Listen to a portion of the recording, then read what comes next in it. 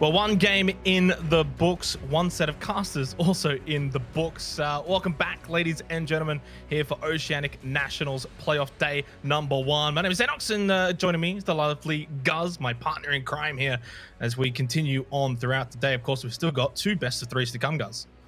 Yeah, well, we just came off the back of a pretty exciting one between Okami and Noble. Unfortunately, Noble are now completely out of the Oceanic Nationals after losing that in a 2-0 fashion. And Okami, they'll progress on to verse Wildcard later this afternoon, so stay tuned for that as well. Yeah, it's unfortunate. It's the nature of it, though. But to be fair for, Noble, they had their chances in the regular season to potentially earn that double chance that we're going to see Wildcard and Knights potentially have later on. So they've really kind of only got themselves to blame in that regard. And I'm going to be honest, we kind of saw it coming through the back end of the regular season for Noble as well, didn't we? Where their form really dropped off after going 3-0 to start the season. 100%, and Okami were polar opposites. They started off pretty rough, and then they had a real nice boost in momentum at the back end of that regular season, so they'll be looking to continue on that. It's certainly good news for Okami, and they'll be definitely wanting to see how this matchup goes potentially for what they might end up playing later on in the playoffs. For now, though, Elevate coming up for us in this matchup. Guz, we'll have a look at the roster for them, which... well, I would almost say they're kind of the opposite of Noble, right? They had a slow start to the regular season, but got going towards the back end, and they've certainly got a bit of form coming into the playoffs.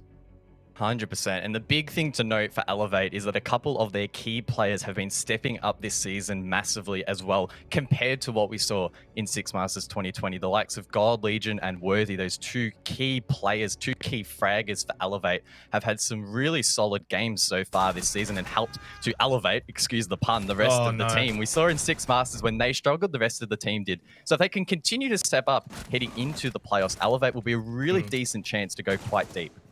They looked like a team in the first half of the season that would go into relegations. Of course, they were in the bottom two as well for Six Masters. So it was almost like a bit of a repeat. But as I mentioned, they turned it around. They're here, and they're here for a good reason. They've been fragging out. They've been really good to watch.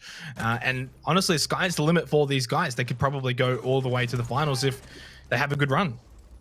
100%. The key thing that I think everyone needs to consider heading into the playoffs is that it's now best of 3, and Elevate have not played in a best of 3 match for so long. You have to go back as far as the 6 invitational qualifiers for ANZ when they played a best of 3 against the Pittsburgh Knights. Before that, you have to go back as far as Six Masters 2019.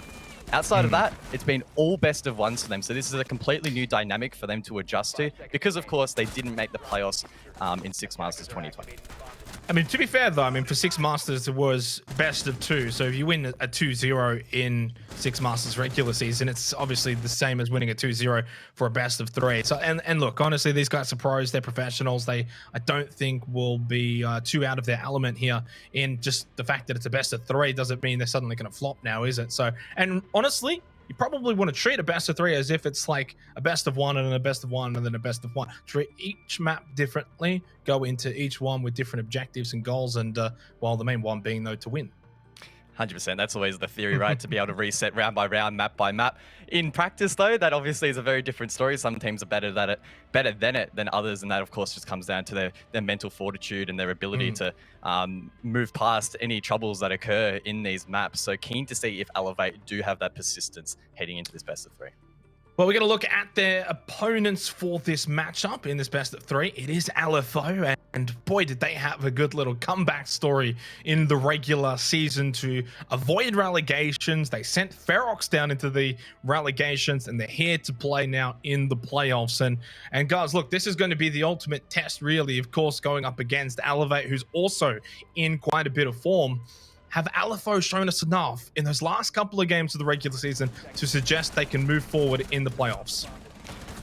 That's the big question, isn't it? And it was quite the comeback tale. Of course, this online season, the regular season, was only 7 rounds. LFO, they left their only 2 wins to the very last 2 play days. So they left that run very, very late. They only just scraped through on head-to-head as well against Ferox. So this heading into the playoffs on paper is looking like they might just get 2-0'd, get sent home. That said, though, I think they're going to put up a really big fight and try and prove their worth. We saw them in Six Masters 2020, where they came in as this fresh team on the block. They showed all of these other more experienced teams up. But then in this season, it almost felt like the exact opposite, where they went a little bit back in towards their shell. So hopefully we can see the confident LFO that we know and love show up this afternoon. Well, you know, someone else who's quite confident, his name is Enigma, and I think this is where you're going to want to hopefully see the most out of him, right? Without putting too much pressure on him. But a best of 3, right? It's not a best of 1 anymore. Your coach is going to have a bit more involvement from map to map, for instance. So, and a bit more preparation and planning goes into a best of 3. This is where you would hope to get the most out of him. 100%. And I mean, if we want to continue talking about key members of this roster, Mims is a player that in Six Masters 2020, of course, again, stage 1 of the Oceanic Esports program, was a massive player for LFO. But if you look at the season ratings for Oceanic Nationals, he is dead last for LFO. That is a complete contrast to what we've seen him perform in the past. So hopefully he can step up, because again, he's another one of those key players. When he shows up, the rest of the team seems to fall in line. Yeah, well, of course, the maps, right? Best of 3, very different to best of 1, where it all just gets shuffled down to one remaining map. Where do you see the cards falling here, Guz? Well, if we look at the regular season, there's probably 3 maps to me that stand out as being the most played. That would be Clubhouse, Oregon, and Cafe, which, I mean, just in general, in the Oceanic region, are pretty popular. Yeah, the Holy Trinity, if you would, at least between these 2 teams. So I'm expecting those to be the most likely to make it through the veto. That said, though, it's in the playoffs where we often see teams try and throw a bit of a spanner in the works. And both of these teams, being a little bit of an underdog in the playoffs overall, might try and bring that to the table, because, again, no second chance. So they need to throw everything they have at this match. Well, let's have a look and see whether or not there aren't going to be any spanners thrown into this for the best of 3. Well, there's one already with Elevate banning out Cafe. So that's one gone from the Holy Trinity, I guess you could say. We're going to head to Coastline, courtesy of LFO.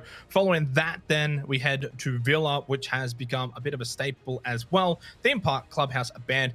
No surprise to see Oregon in this best of 3, but it will be the decider. So it does have to be 1-1 for us to head over there. But still, Coastline, I like to see this pick. So far, the only time we usually see Coastline is when it involves, I was going to say Kanga Esports for a second, Rhythm.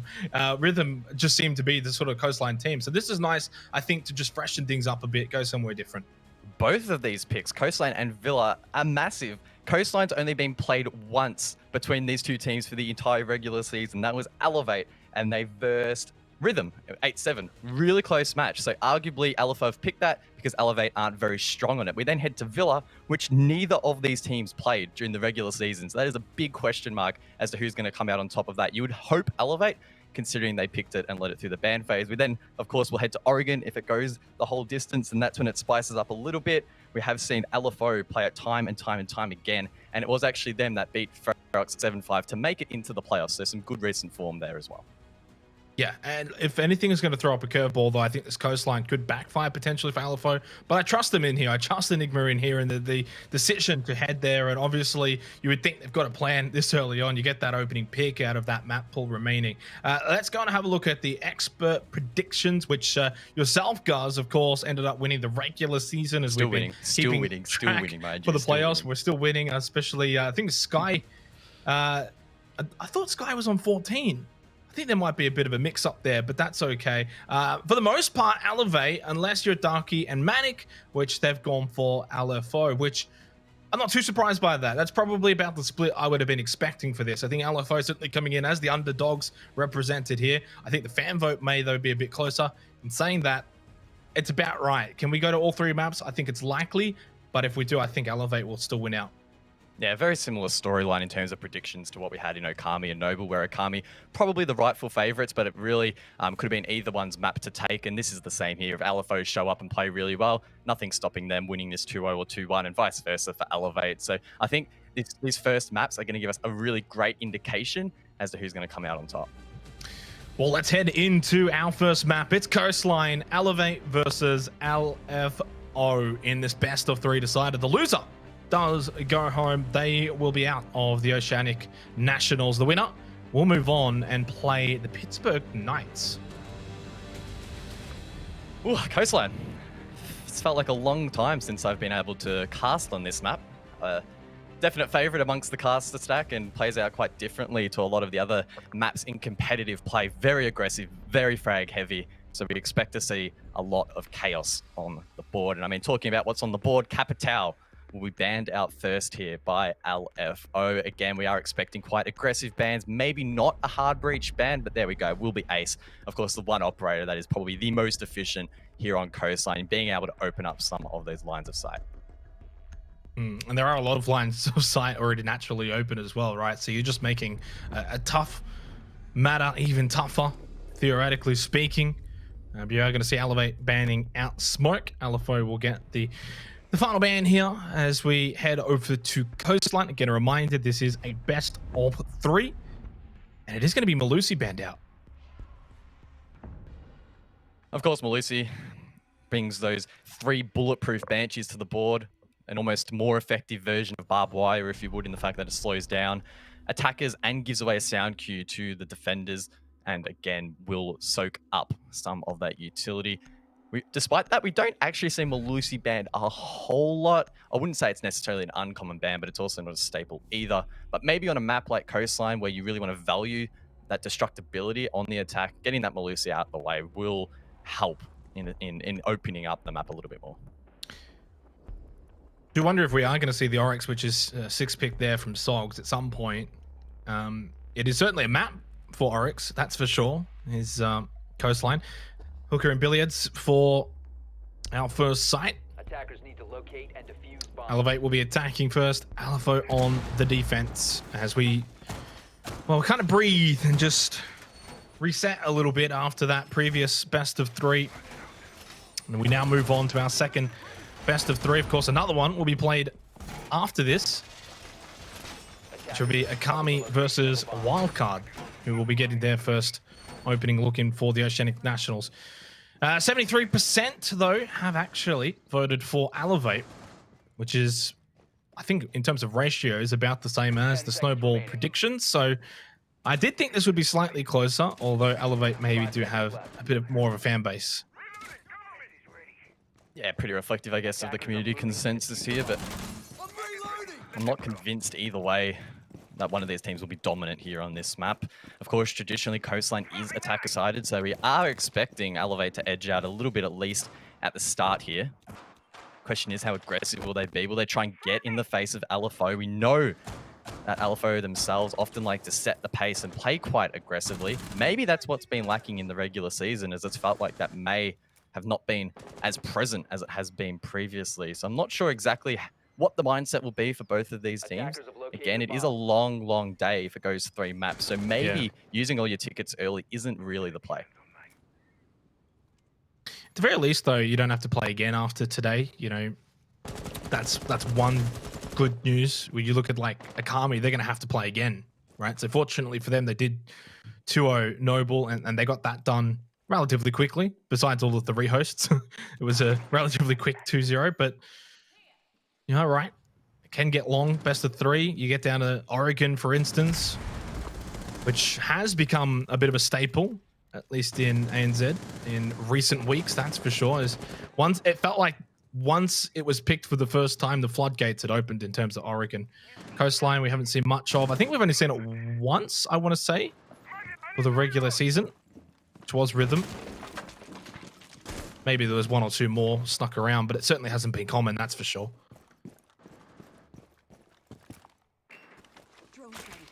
Halfway through the round now, Elevate looking to be pushing quite aggressively from the eastern side of the map.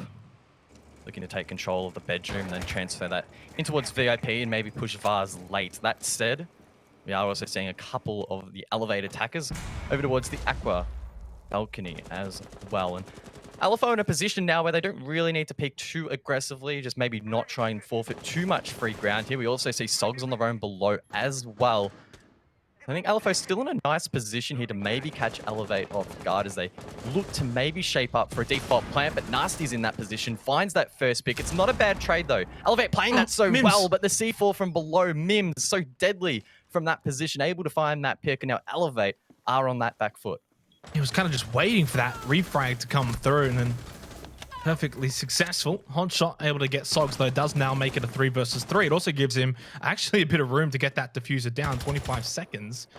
Not exactly a late plant, all things considered, especially on Coastline. Worthy, nicely done from hookah deck, and Hot Shot does get a bit help while the flash grenade gets thrown out.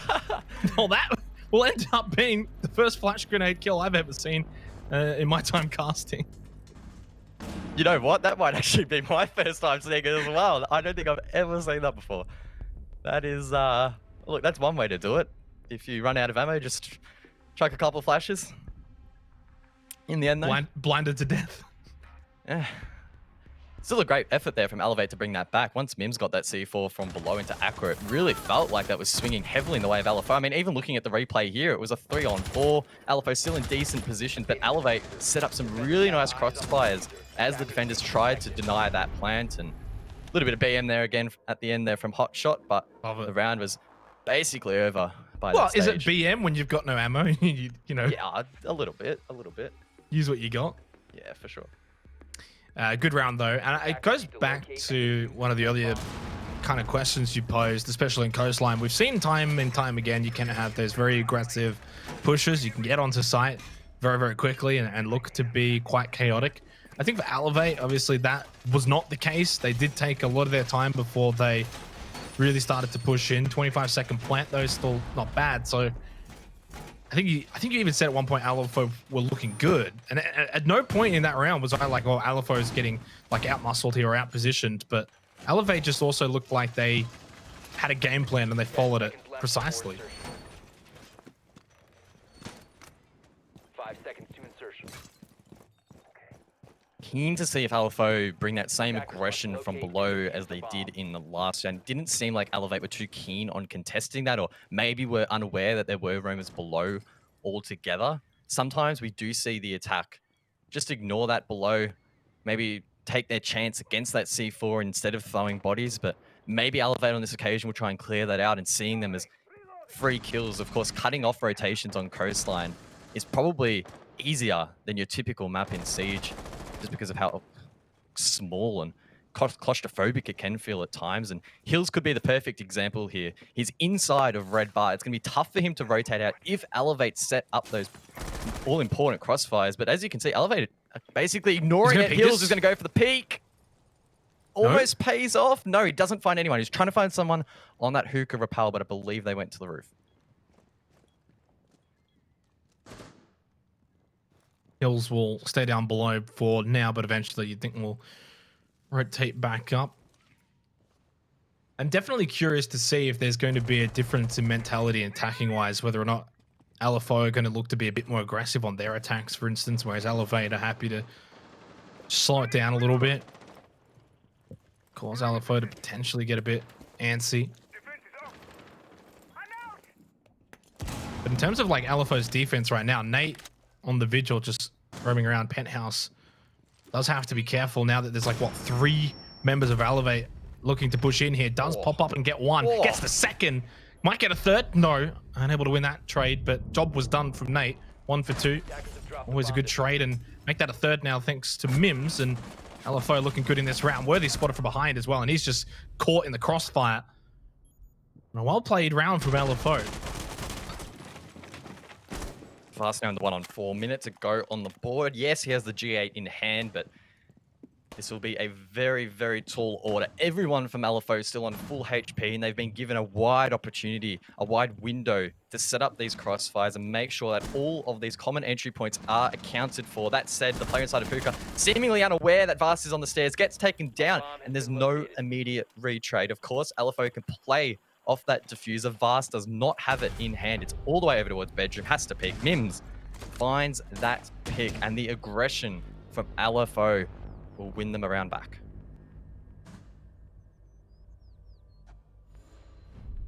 Well, I mean, they weren't even really that aggressive. Nate was just holding the position in Penthouse. Elevate just all sort of waddled in, and he got 2 for 1. Mims then obviously rotates over, expecting Nate to sort of just get overwhelmed, which ended up happening, and then Mims was able to get 1 more there. So you traded 1 for 3 in that little entry from Elevate. That's where it all backfired. That's where it made it virtually impossible. But ultimately, round one. We are 1-1. And we head over to Blue Bar and Sunrise.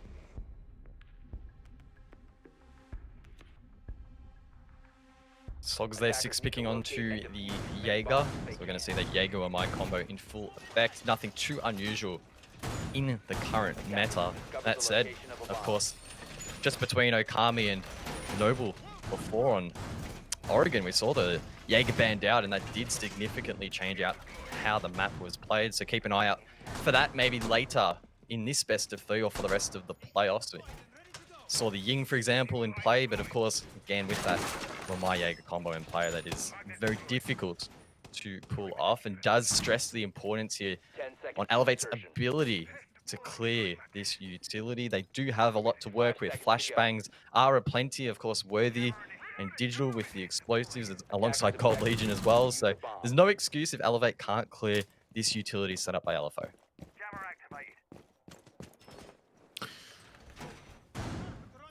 Utility simulator in full effect.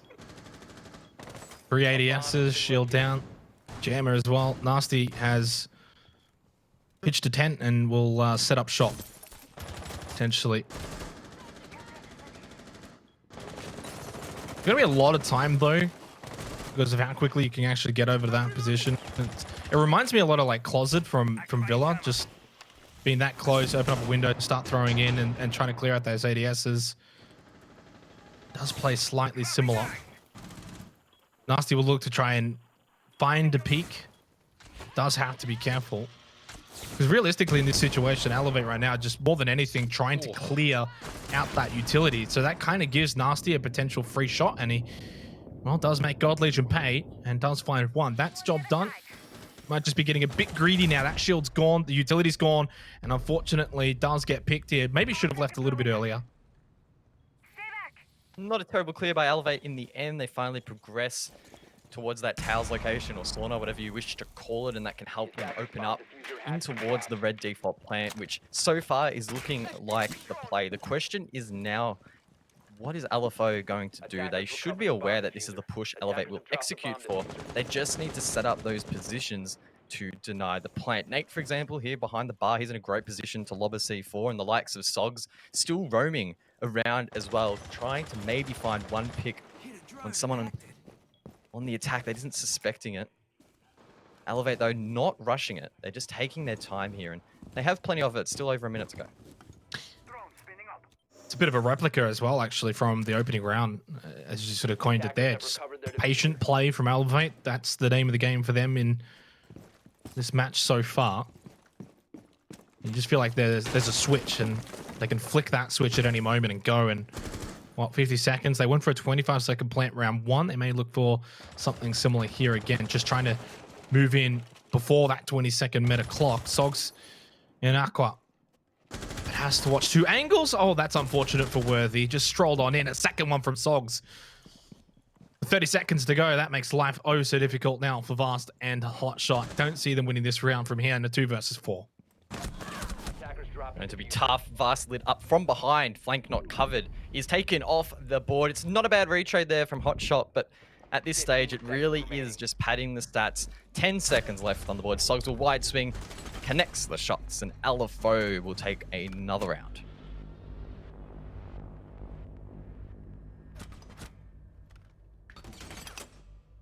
It's all about swings and roundabouts. Small little moments can make big moments. And in this case, it was the round win. You know, you win that fight in Aqua, swing out, suddenly you just get 2. But if you lose that initial fight, if you're just peeking the wrong way or you're in a bad position and you do lose out, that's 2 players then for Elevate that can push onto the site. So little differences, little moments, little battles that need to be won.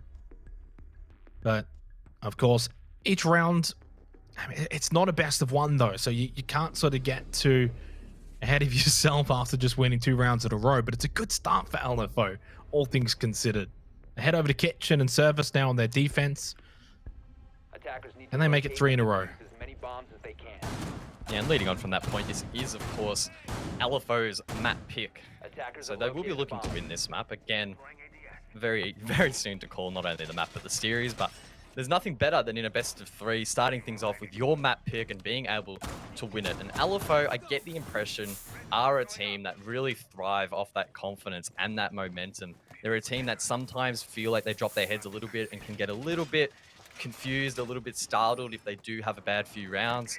So they'll be looking to just continue to stack on the rounds here against Elevate. And the fact that they're on the defense as well only increases the importance of these rounds being won. Of course, Coastline, again, attacker-sided typically. So if LFO can get 3, maybe even 4 rounds on the board, that'll be huge for their confidence.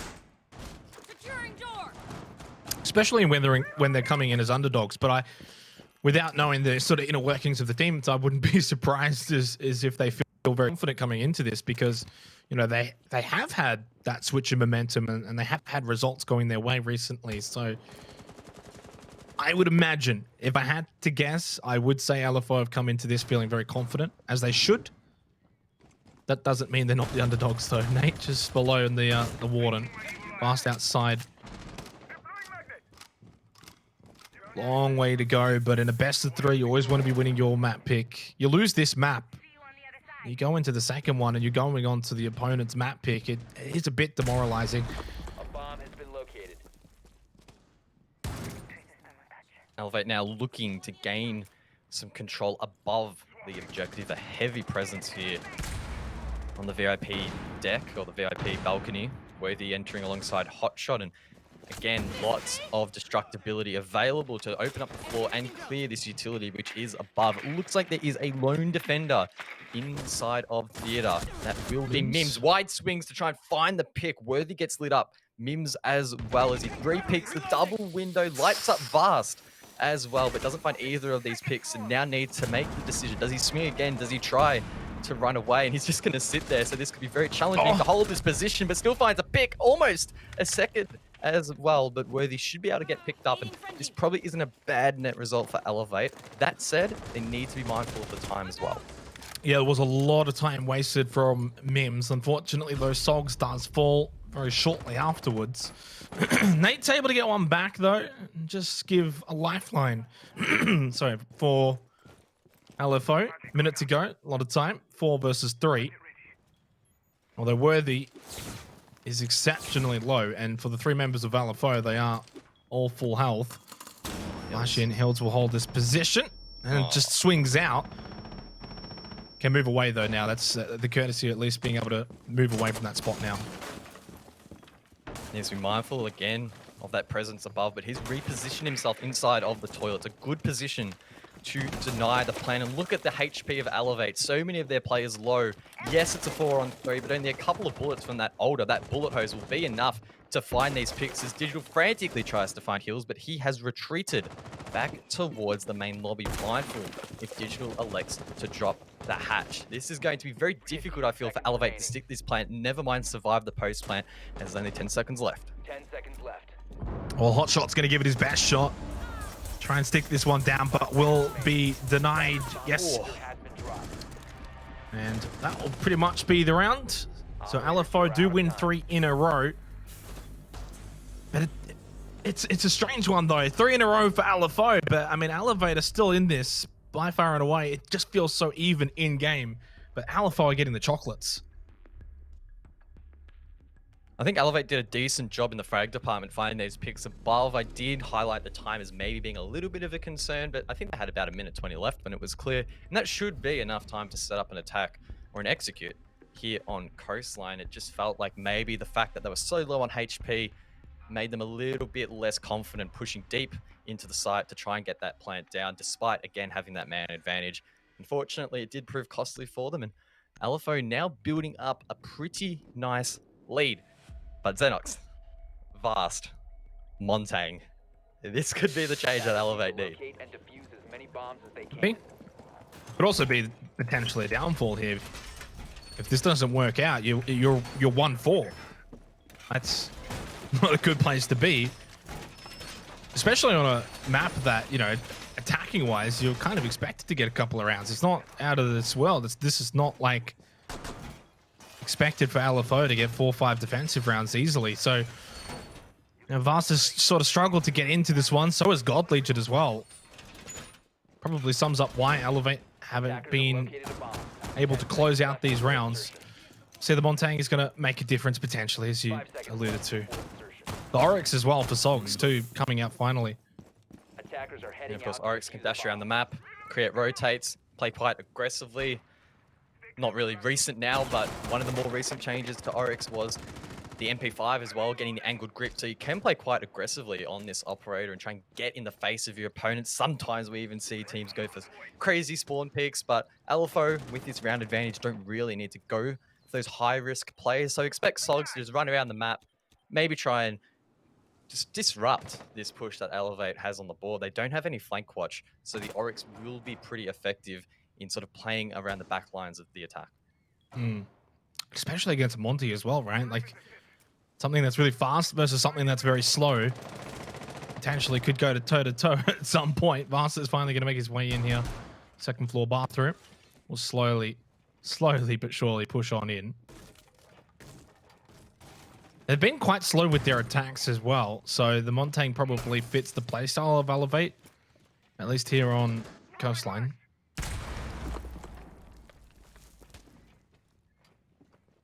Thing is that no one from LFO on the defense is actually occupying this side of the map. We see Sogs in lobby with a neat little angle there in towards theater/bedroom.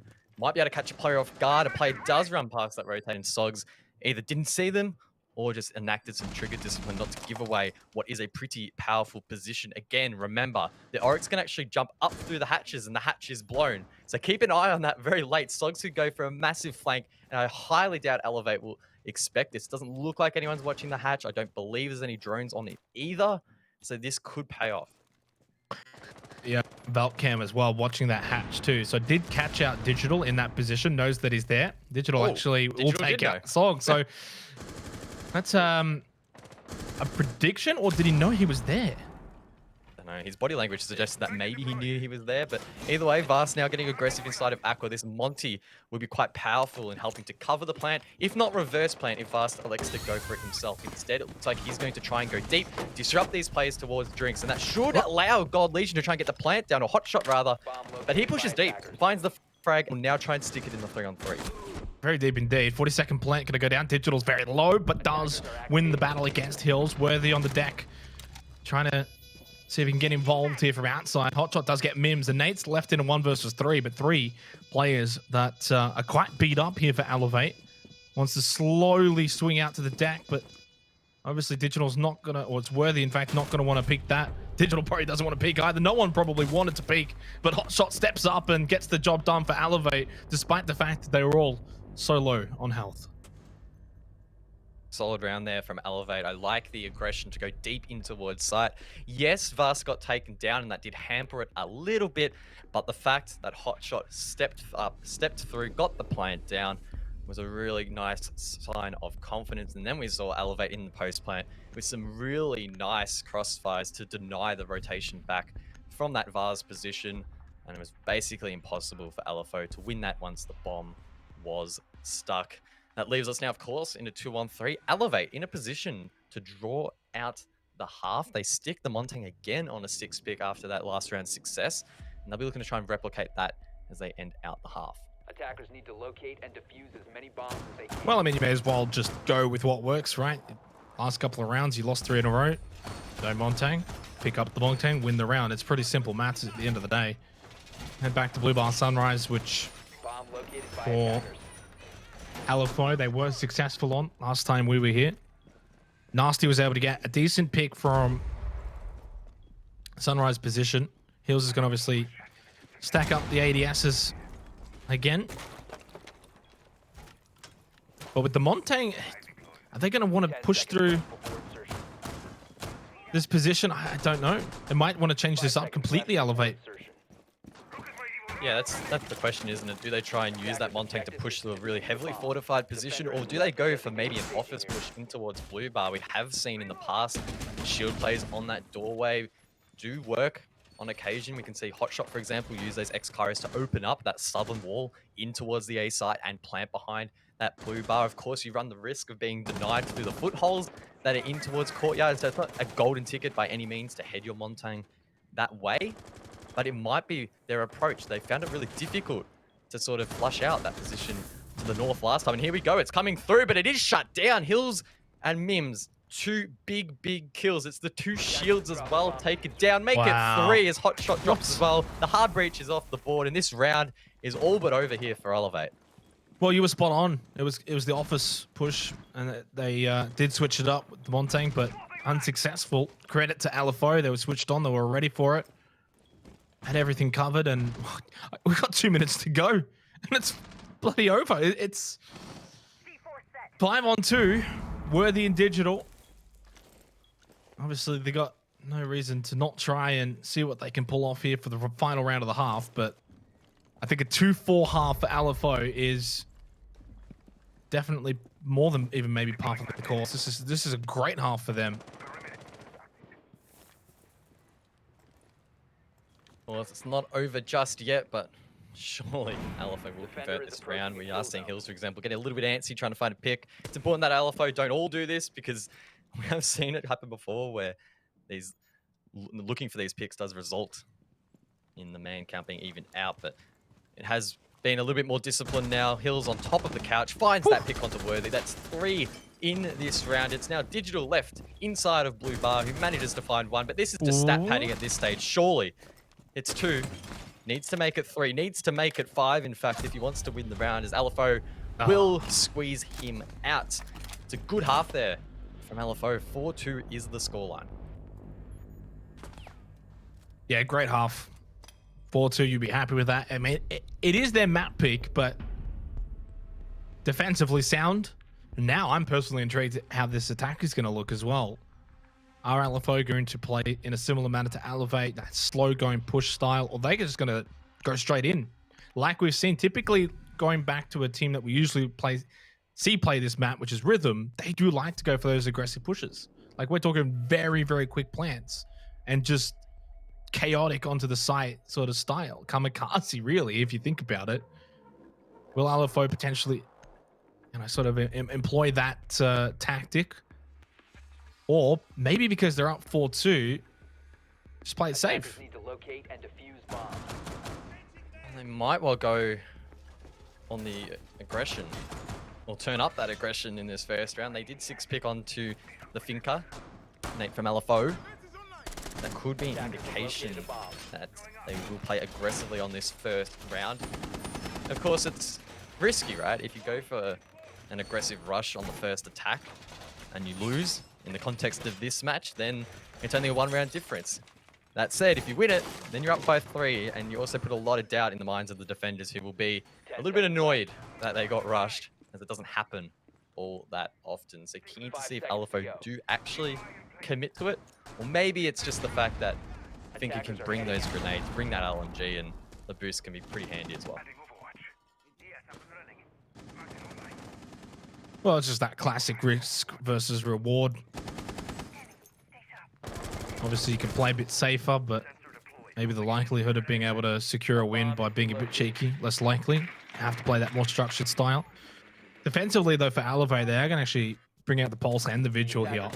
So very much expecting LFO to be running around, and potentially Elevate looking to counter that with their own sort of rotating players, and essentially kind of like an aggressive defense style potentially could be the play here for Elevate. I mean, Digital's already peeking out from Sunrise.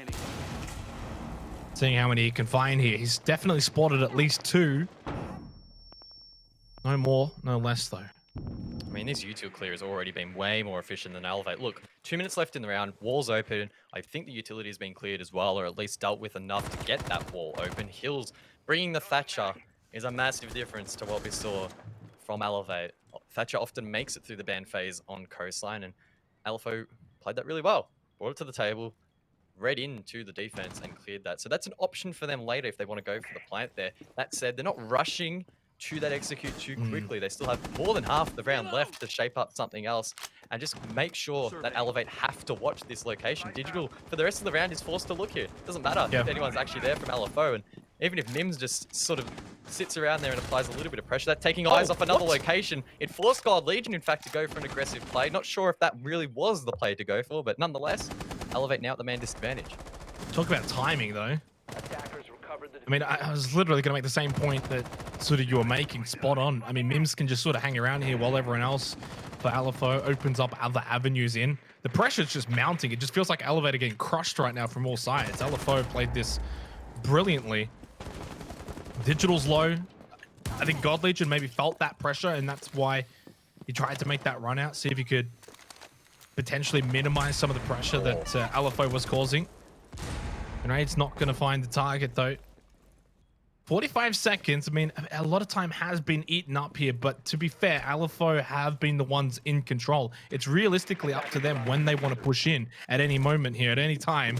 They're going to be the ones that sort of force this. As Mims finds Fast, he's got 2, 3 versus 5, 30 seconds. Time to head in. Didn't look to the right, though. Hotshot got 1, couldn't get the second, though, onto Nasty. Still a pretty significant advantage. 1 versus 3. Worthy unable to clutch the round. And LFO just looked flawless for the most part. Yeah, no, I genuinely believe that the reason they were so strong in that round was they brought the Thatcher to the board and cleared that utility inside of Sauna or Towers so much faster than Elevate. We saw Elevate stand there for ages, burning flash grenades. Gold Legion got taken down as well in the process of throwing one. LFO, though, took them a minute. It was done. They could then go do other things around the map, displace those defenders, and really give them a hard time. It felt like wherever Elevate ran, they were greeted by a member of LFO, and they didn't feel safe at all. So it's a good start on the attack. 5-2 the scoreline, and look, I'm feeling pretty confident to call it here, to be honest. LFO have really shown up on this first map, and I don't see them losing it from here. I mean, you're within every reason, I guess, to say that, right? Because they've won 5 out of the last 6 rounds. So what's the evidence to suggest that Elevate can turn this around? One of the most damning stats for me, though, is God Legion right now. I mean, it's no secret if God Legion does well, Elevate do well. He's 0, 1, and 7. He's, to what we've got written down, he died 3 times as the opening death. Like, he's struggling to get involved. And just maybe that last round, you know, that sort of play, it's aggressive, it's risky. Potentially for someone like God Legion who's just struggling to get involved, trying to just do something to get involved there, I guess, was the play. Yeah, I feel like maybe I cursed him a little bit in the pre-show. I did mention that the likes of God Legion and Worthy, who are arguably the best fraggers on this roster, need to show up or the team will struggle. And yeah, God Legion 0-7. I'm glad you brought that up. I hadn't even thought to look at it, to be honest. It's been a very, very rough map for him. That said, as well, on the flip side, Hotshot, for example, he's been playing really, really well. He's going 10-5, had a couple of key plays as well. Maybe he's the one giving this roster some energy at the moment and keeping them in this. If Hotshot wasn't showing up, then gee whiz, this could have been even more one-sided. That's a good point to bring up. E1D. I think a Lion combo might just suggest an aggressive push from LFO. At this point, maybe just go for the kill.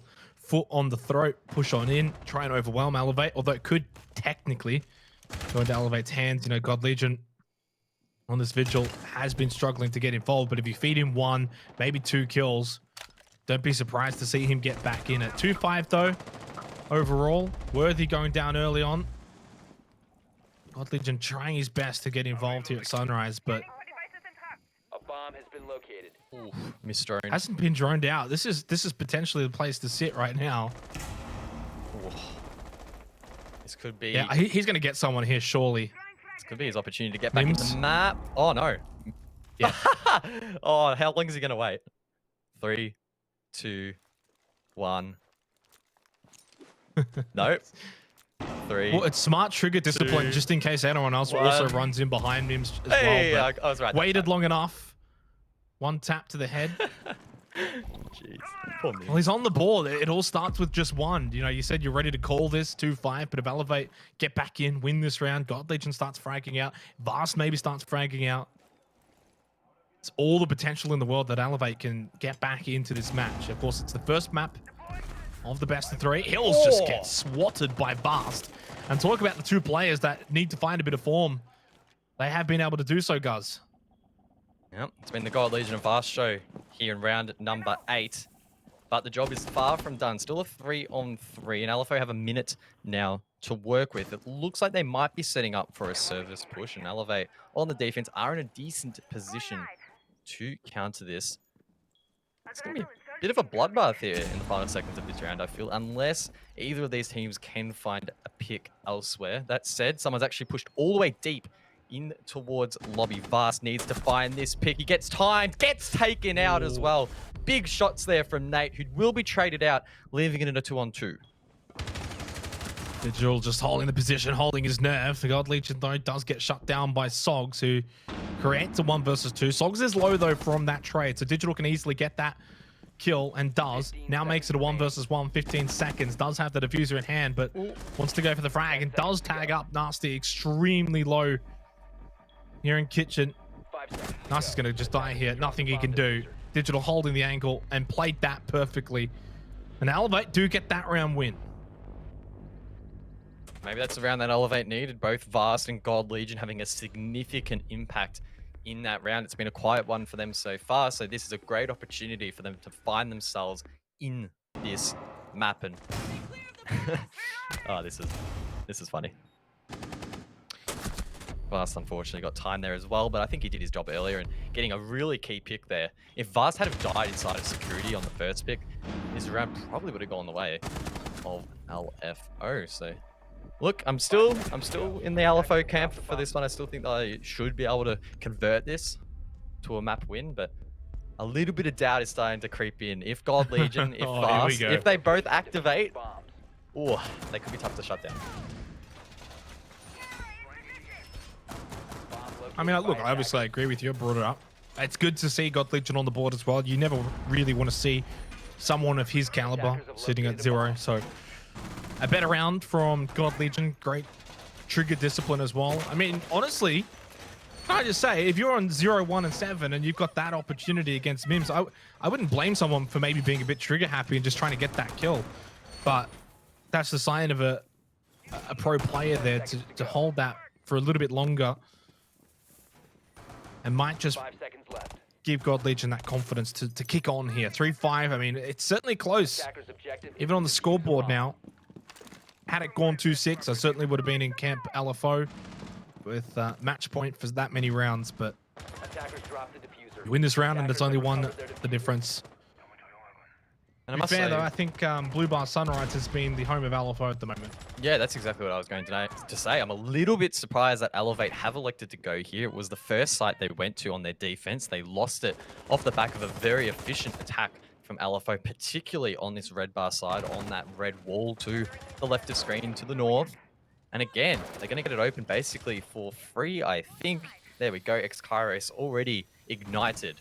2 minutes 15 will be left on the board with that wall open, and that does mean that Elevate need to watch it. We're going to see Digital again behind this red bar, mindful of that position, and in fact they're actually going to clear it out completely. If LFO wanted to get super aggressive here and had the intel, they could go for an execute, but just like last time, they probably will get a little bit of a feel for the map, try and establish some vertical control, and then go for it from there.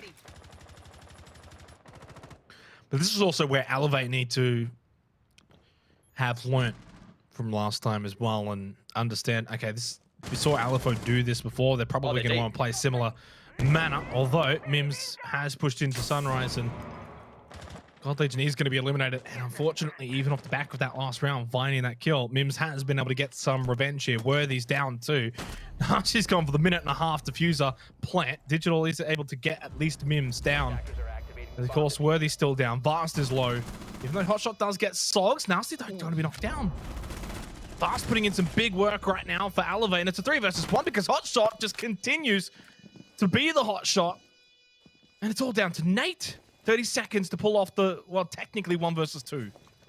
Will be a 1-on-3. Worthy getting picked up. Nate still very winnable. Vast and Worthy so low on HP, and Nate can hold a very tight long angle with the ACOG, but misses those first initial shots. Vast is on the defuse. The sound cue goes out, forcing Nate out of that position, and Elevate will bring the round back. It should have been LFO's. They had site control. They found the picks, but they weren't able to cover it in the post plant.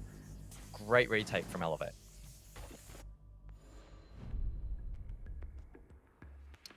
How's your... Still good, LFO. Still good? Yep, LFO. All right, just checking. I mean, maybe not quite as confident, but look, this is probably one of the more heavily defender-sided Coastline games I've seen in a while, so... Who knows? There's been 3 attacking round wins so far in the 9 rounds that we've played. So it's like a 1 for 3 strike rate, which maybe is about right. I mean, I don't think it's a 1 for 2 sort of strike rate usually. So, well, normally it would be the other way around, right? Coastline, you'd expect it well, to it be depends on. attacker-sided. I guess it depends on the teams as well. Has a big influence on it, but this is where you'd now expect. Usually, you know, we're talking about Coastline attack. This is where usually LFO would get one back and put it at least a little bit more closer to 50-50. 5-4 though. 2 round wins in a row for Elevate. Hotshot and Digital just right now putting the team on their backs. 10 and 12 frags respectively. Whereas for LFO, it's a bit more of a spread, even effort in terms of kills. But head over to Hookah and Billiards, which we haven't actually seen for quite a while. The last time we did come here, though, it was the attacking round win for Elevate. So LFO are going to have to try and replicate that for the attacking side. Attackers must locate. Yeah, maybe that's why Elevate left this site for a little bit later in the map. Maybe not as confident in defending it. Hookah these days has been strided out very, very deeply. And it has become quite attacker-sided. It's incredibly difficult to hold a lot of verticality that can be created by the attack, and it forces the defense to really get in the face of the attack before they can almost even enter the building on some occasions to prevent those lines of sight from being established. God Legion inside of office, going 1 and 9. Needs to step up big here if he wants to deny the entry inside of office. Will pre-fire and fall back though. Just trying to apply a little bit of perceived pressure on this attack and slow down the entry. The beautiful part about this game is it doesn't matter what your KDA is. It doesn't matter how many kills you've got. Each round is different. God Legion can be so impactful towards the later stages of this match. Narcy's going to be eliminated early. E1D used by Nate. Not too much of an effect though, and this is really the stuff that Elevate really want to have, and they've gotten it. To tie it up 5-5 and just put so much pressure onto LFO. You get up 5-2 and then you lose 3 rounds in a row. It's surely not good for your mental stress. Just trying to work out what LFO is trying to achieve in this round. It looks like it's going to be a full sweep from the east, full map control. Mims was below to establish some verticality, but as Nate tries to enter luggage, God Legion will hit a very nice shot.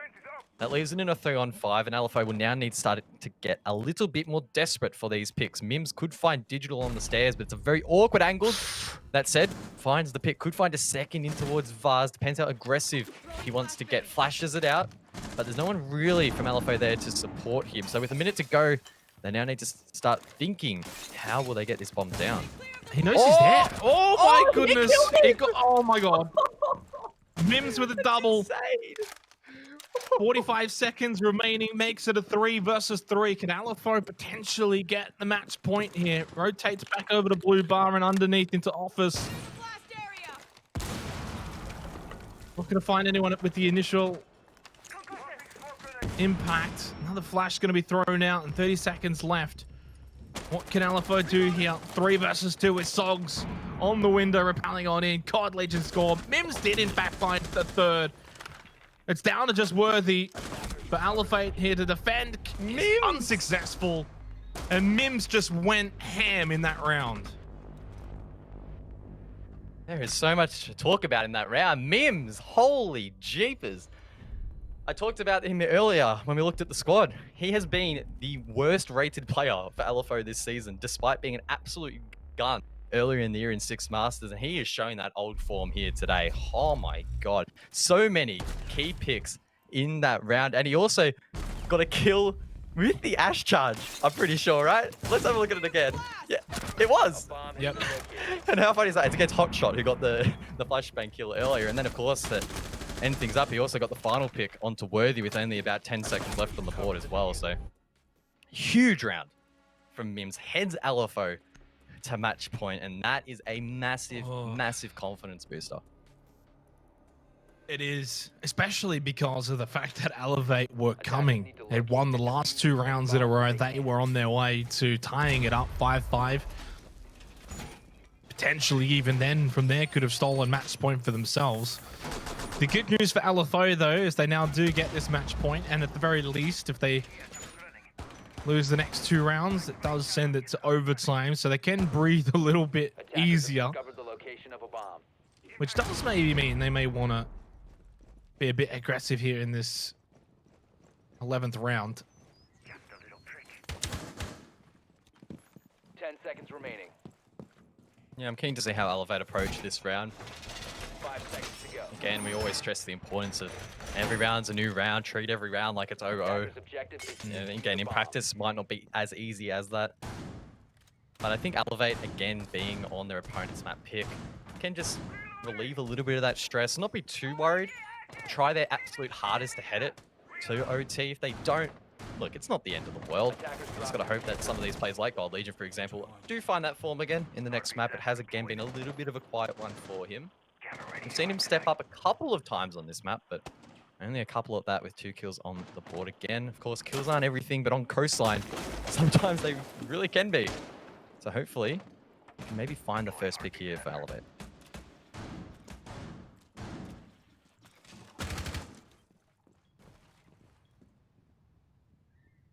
To be fair for God Legion, I mean, you're playing a certain role as well here on the Vigil, and sometimes you're just not going to be able to find the frags. You got to do other things. You got to hold certain positions, Attackers take recover out the drones, rotate around. You've got a lot of more on your plate other than just finding kills. Just hasn't worked out well. Of course, it is LFO's map pick as well, so you would think that they're going to be just as proficient or even slightly more proficient on this map and a bit more of an understanding. And heading over to Villa, God Legion may find a bit of form over there in the second map of this best of 3. Yeah, the concerning thing for me is the fact that Vigil's actually sitting on site, so maybe not having a big impact. Yes, it might disrupt the droning above in VIP. They are still getting signals, but if God Legion is spotted there, then they know that the Vigil isn't roaming. That said, Worthy does find the first pick. He is roaming in towards the bathroom, and a C4 just appears out of nowhere. That's Digital from below to find that pick. Great place here from Elevate, leaving it in a 2-on-4. They should be able to close this one out.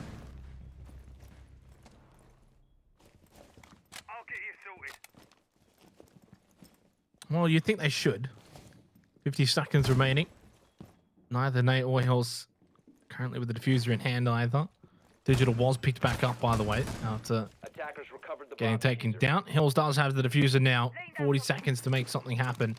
I mean, Digital and Hotshot are very low. You find those picks somehow, and then it can make it a 2 versus 2. Nate's going to definitely get one here, though, at least against God Legion. Hotshot gets one back, though, the C4, and Worthy quickly will take out Nate. 6-5. One more match point, at least, still, though, for LFO. Yeah, it just felt a little bit different in terms of that attack compared to the others from LFO, where we've seen them often aggressing early, getting control early, but it never felt like they had a look in at that round. It felt like Elevate had at least a little bit of control on the roam. Worthy was in a very precarious position, but Digital was below there to cover him, and that opened up the round really nicely and forced this aggression from LFO. And unfortunately, in a 2-on-4, you are, of course, going to back the 4 men in, and that was the result. 1 match point left, though. Blue Bar Sunrise will need to be a successful attack for LFO. If they take the round, they get the first map in this best of 3. Again, this is their map pick, so they'll be looking to close it out ASAP. Defenders, protect your bombs from being defused by attackers. Especially with the fact that, Attackers have discovered to the me at least, location God of the Legion and bomb. Vast, just over the last couple of rounds, guys, have been able to get back in to this match after what was a really rough opening 6, 7 or so rounds before just recently finding a bit more of their footing here on Coastline. It's taken a while, but they get in there, and well, you win this round and you can send it to OT. Otherwise, LFO would be obviously ecstatic with a 7-5. Seconds remaining. Up 1-0 in the best of 3. Head over to Villa, and essentially on Villa you get a free shot. You just get a free punch. It's not your map pick. You win it, and obviously you move on. You lose, and well, you go to Oregon. It is what it is at that point. 100% blue bar. We've seen it appear 3 times in this second half alone. It's been a 50-50 split between the attack and the defense. We've seen a couple of different approaches from both teams attacking this side, and it looks like early control will be given to Mims inside of office. I believe it's hot shot inside of security. It is behind the shield. LFO will likely need to clear that, as taking on this gunfight will be very, very difficult. Deploying mag. Attackers have located a bomb. What a performance, though, from Hotshot. Spectacular. First playoffs as well. It hasn't looked out of place whatsoever. What have LFO got, though, here for final round of their attacking half? They win. They win the map. They lose. We head to OT. They have certainly stalled a little bit here. Just opening up blue bar. Hot shot, though. I kind of back him in at this point, guys, if I'm going to be honest. To win out here from security, find a pick or two, and just cause a bit of chaos for LFO. Taking unusually long to clear this. The Ash has so many flashes to clear the magnets, and then the Ash charge. You could even bring Hills along with an EMP if needed. It looks like eventually they will clear enough of those magnets to drop the shield, and Hotshot is actually going to elect to hold the position. Needs to be very mindful. Mims as well, holding the angle. And look, I think LFO needs to commit to this. They need to try and pinch him out, try and clear this position. Otherwise, it's very difficult to go for this office attack. And there we go. It gets shut down, but the pinch will come through. Nasty, maybe a little bit too slow there, but nonetheless does find that pick back. And with a minute to go, LFO can now start to shape up for this execute. Attackers drop the bomb diffuser. 55 seconds remaining. 4 versus 4.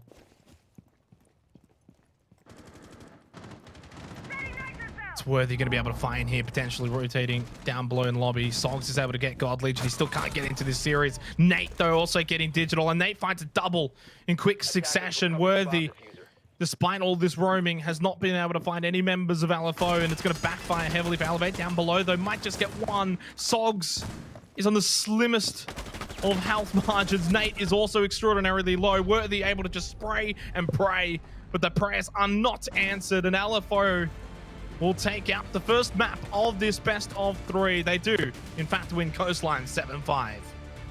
Solid performance there from LFO. I was a little bit skeptical if they had the goods here in the playoffs, but so far, so good. Again, it's their map pick, so it doesn't give us the best indication as to whether or not they can really take on Elevate on their map pick, but it's a good start nonetheless.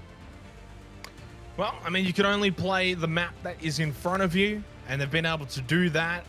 Credit, though, to Elevate for at least fighting back. At one point, it was 5-2 in favor of LFO. There was a fight back, of course, though, from Elevate. So I guess from their perspective, they can sort of look at that, try and build on it, going over to their own map pick on Villa. Still, I got to say, thoroughly impressed by LFO. They're the underdogs coming into this. We saw it with the snowball predictions. We saw it with the community votes as well. And just the general feeling from the end of the regular season, despite, of course, LFO's mini rise as well heading into the playoffs. I mean, don't get it twisted. These are two teams with a bit of form and momentum from the back end of the regular season clashing here. But the series is certainly not over. We've only just started. It's 1. I could definitely see this going to 3 maps now and heading to Oregon for that decider. In fact, I'm going to be honest. I think I'd be a little surprised if we don't see that happen. Yeah, I'd be the same. And you mentioned that LFO were quite impressive. Leading on from that, Mims from LFO was an absolute gunner on this map. We saw him, in fact, in 6 Masters again when he was at his best on maps like Coastline, popping off. So he's in that good old form. If he can continue that in this best of 3, maybe we won't go to the decider. I feel like Mims is enough of an impactful player to have a really big influence on this second map. Question is, will it be enough to get them over the line? We'll have to answer that question after the break. Of course, when we come back, we do, in fact, head to our second map of this best of 3.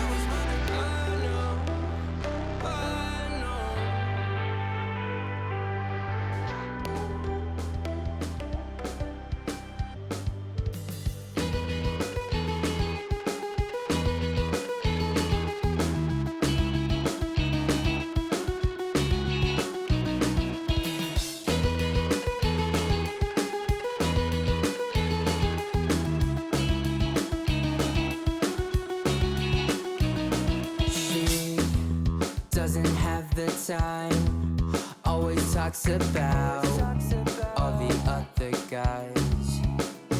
Will I ever understand? Without her, it's not fair. I need you back. No more crying at the end. I'll do it again.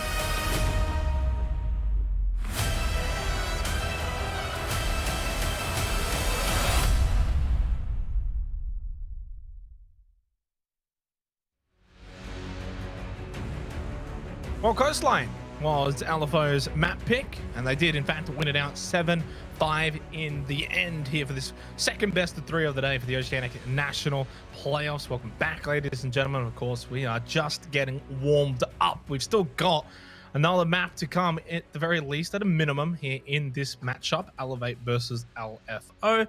It is currently now LFO winning 1-0. Guys, you're pretty happy with that. You're in their camp, it seems. Yeah, well, there was a point in that map where I felt pretty comfortable in calling it in favor of LFO, but full props to Elevate. They fought really hard in the last few rounds there to try and bring it a little bit closer. In the end, LFO did edge out 7-5. They avoided the OT on their map pick and took it pretty comfortably, or confidently at least, in the end there. But look, this is the real test now. We head to Villa, Elevate's map pick. Can LFO bring the goods to the table again? Well, the pressure's mounted now onto Elevate. Plain and simple, right? This is like their map pick. You're down a map. You lose this, you're out of playoffs. And what does that say for what was a bit of a renaissance in their back end of the regular season? They did, find a switch in form, but could all be for naught if you do, in fact, lose this one. So I don't know. Right now, LFO definitely have shown us to not count them out. That is for sure. Elevate, though, it's must win. Simple. Don't know how else to say it. You lose this, you're done. You're out of the playoffs, and it's goodbye for a while. I don't know when we'd see them again. It'll be a while. Hey. Yeah, it's a while. It's a while. It's a few months. It's a while. Villa, it's Elevate's map pick. Let's get into it.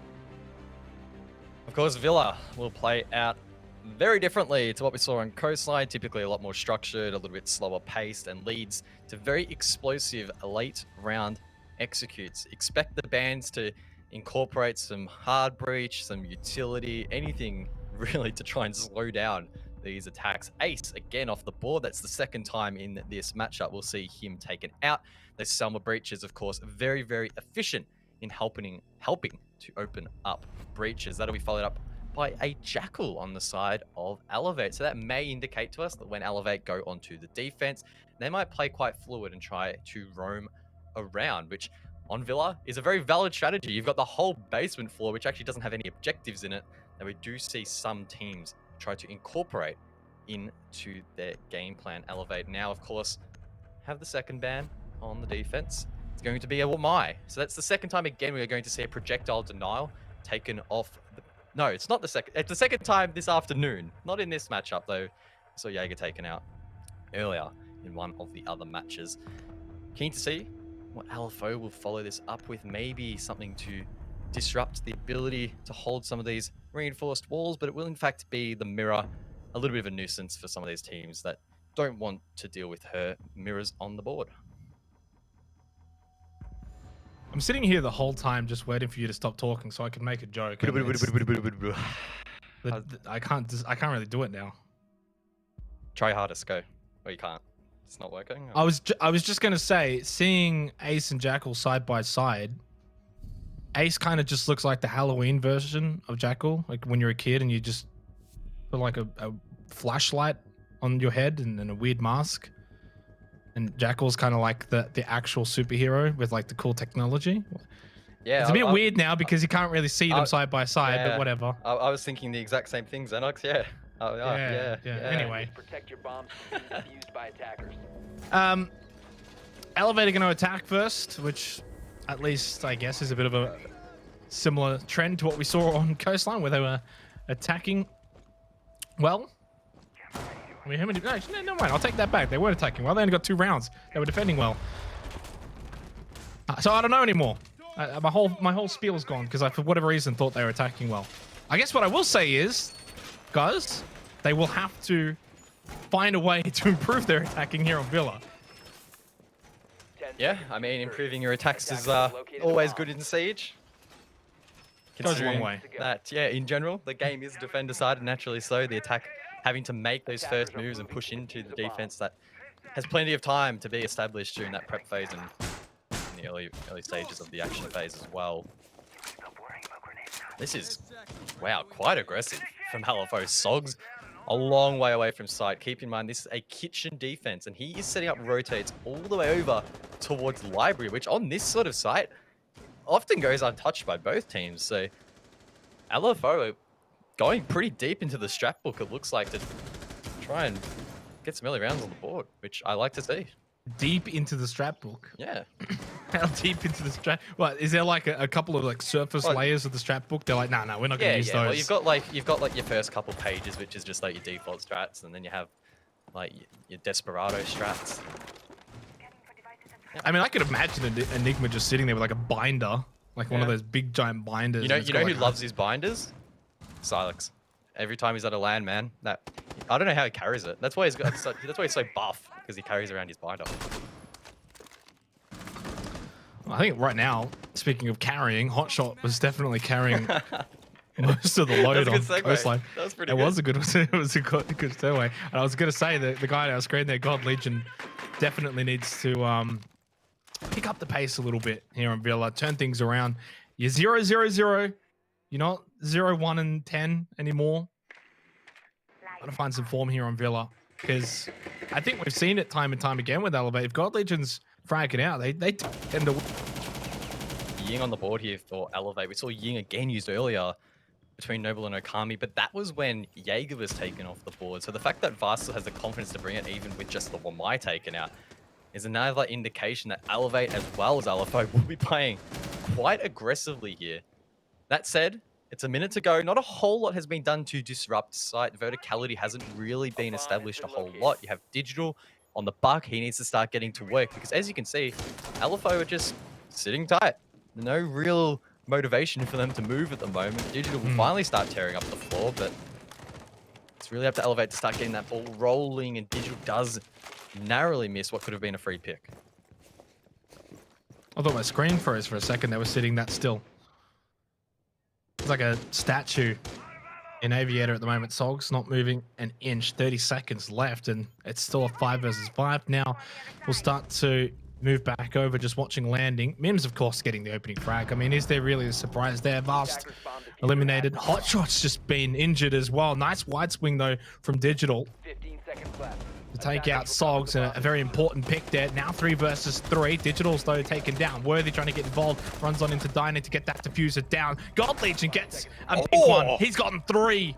What a way to turn around your fortunes here in this best of 3. Make it 4, God Legion. Make it... Well, I mean, Worthy's not going to... What did you just take that one for? It could have been 4K, but a 3K is good nonetheless for God Legion, and Elevate will get the first round. Oh, well, that was typical Villa for you. Took a little bit of time to get that ball rolling, but that execute, a lot going on. Utility flying left and right, and gunfire as well. God Legion. I think, did he get more kills in that one round than he did on the entire last map? I think he only got 2 or 3 on Coastline. No, right? he definitely got 3, but I don't think he got 4. Well, I think God Legion got 3, and I think Vast got 4. Oh, that is quite impressive. I think he needed a round like that, one where he just sends it in towards site, find a couple of one-on-ones, win those, and he'll be ready and raring to go. Unfortunate there for LFO. I rated the creativity that they had. They also had the flanks set up as well for the late round, but unfortunately, this didn't quite pay off. Elevate were able to overwhelm the site. They're going to reattempt it though, LFO. Attackers have The located a teams bomb. this early into a half repeating sites.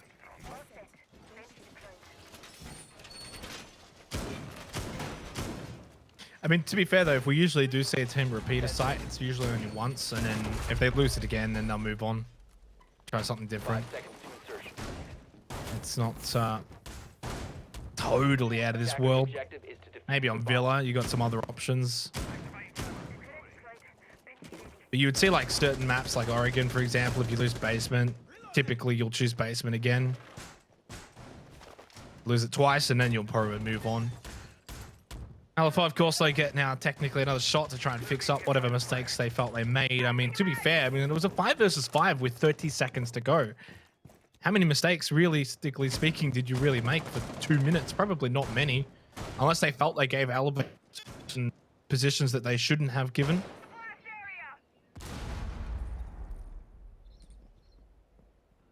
Again, aggressive offsite presence here from LFO, but some aggressive droning from the side of Elevate as well as those entries. We see Digital on the buck, progressing forward quite quickly, but he needs to be careful that he isn't the first to drop here. That's a lot of verticality that would be taken off the board. It is better for the likes of God Legion to try and progress forward first, and that looks like it might be the case. Claymore set up for the flank, of course, placed on the red carpet as well to make it even more difficult to see. C4 rains out, misses God Legion. That would have been a nice pick here for LFO, but the fact that they've now used that C4 over towards bricks means that that's one less they will have when Elevate go for the execute. And it also gives God Legion and Elevate that, you know, notice that there is a player or two roaming up on that second floor, which is why I have seen God Legion peek up there and make a bit of a maneuver. Minute and a half remaining. I think right now LFO just trying to buy as much time on this second floor as possible and not allow Elevate to be as set up for that structured push in. Hill's still just roaming around. I think there's any... Are they all back down there, or is there one still up there? Nah, all down. Hills is actually Well, heading he's over back up towards there now. Tom, so this could be the play again outside of the Claymores. No dedicated flank watch here for Elevate, and all 5 members are alive, so there may not even be someone watching drones if they are set up as well. So Hills could be a key operator, key player in shutting down this verticality as God Legion finds the first. Question is, can Hills step up?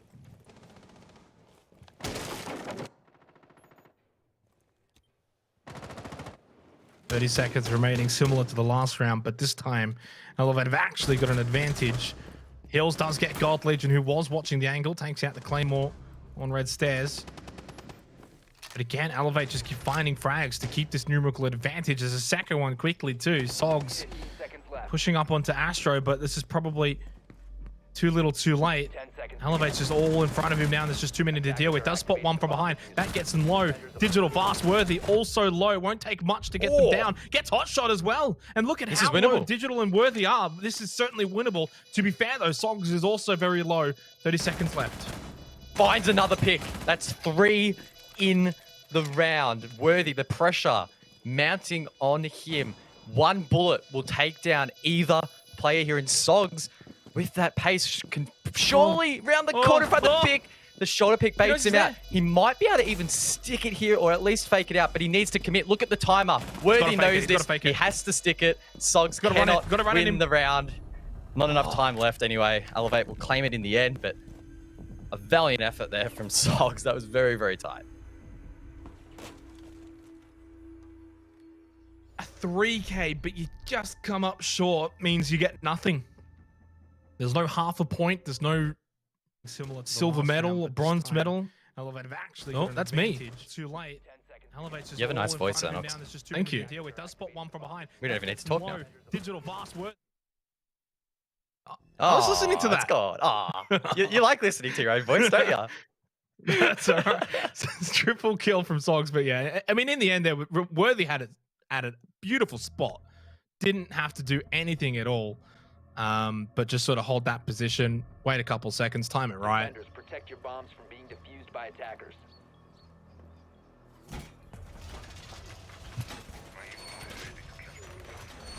Wow, Elevate. They get the first 2 rounds, a solid start for them, and it's on the attack nonetheless as well. Giving a fair indication as to why Elevate maybe did decide to pick this map. Villa was a map that I highlighted wasn't really played by either of these teams. In fact, during the regular season, it wasn't touched at all by Elevate or LFO for that matter. I mean, I don't know how far back I need to go for a time they played it. In fact, for Elevate, it was a 3-7 loss against Wildcard in 6 Masters 20. So, yeah. Elevate clearly have been working on this map, and so far, so good.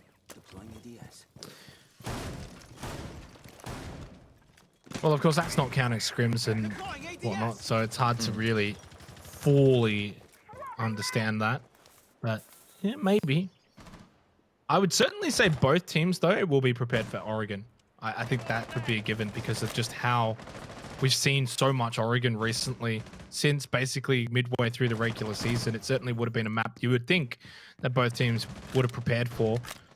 Maybe Villa's one that just slipped by LFO potentially. I mean, we're only 2 rounds in. It's hard to really gauge where this is heading so far. I mean, but Elevate off to a good start, 2 attacking round wins off the back of losing that first map as well. You would have to think there's 2 ways to handle the pressure. You either step up to it, perform here on Villa, your map pick, or you buckle. And right now they're stepping up to the plate. Sog's aggressive towards the top of the red stairs. It looks like LFO are trying to disrupt this map control as much as possible without giving away their lives for free. So it's very much walking on a tightrope, if you would. You want to provide, again, as much disruption as you can, but if you do die, it's almost for nothing to some extent. So it's important to strike that right balance. I'd say so far, for the most part, LFO have actually been doing a decent job in that department. I think it's important that they really knuckle down in these executes. That feels like the stage in these rounds where Elevate do have that upper hand, and LFO are being overwhelmed a little bit.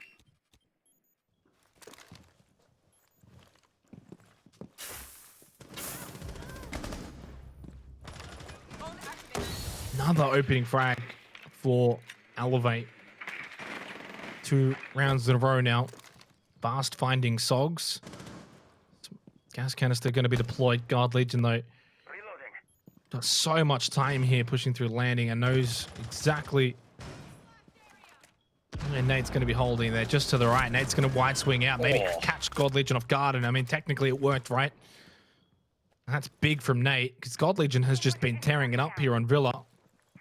45 seconds remaining. Vast will take God Legion's position, and Nate will have to continue to defend here. Oh, good pick there from Didge. That's Mims, the danger man for LFO, taken off the board. And it's now up to the attack to try and convert the diffuser, but Nate needs to be cleared. He just continues to shut these players down, and the smoke is perfectly placed to deny the retake, and he finds another. That's a triple. Could well be an ace. Manages to down one and finds the quad with the smoke. It's a huge round nonetheless, and leaves it all in the hands of Hotshot. 15 seconds left on the board. He progresses through towards Barathon. Needs to pick this player inside of Astro, but Nasty can swing wide. Finds the 5th and final pick in the round for LFO, and they get their first defense on the board.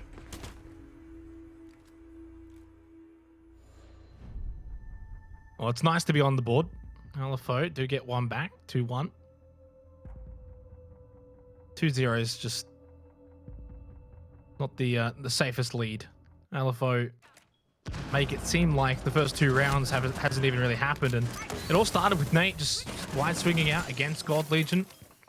And LFO certainly need to be probably a little bit more aggressive after those first 2 rounds than they definitely were here on their defense because of Nate's swing, and Hotshot in a 1 versus 2 was always going to be disadvantaged.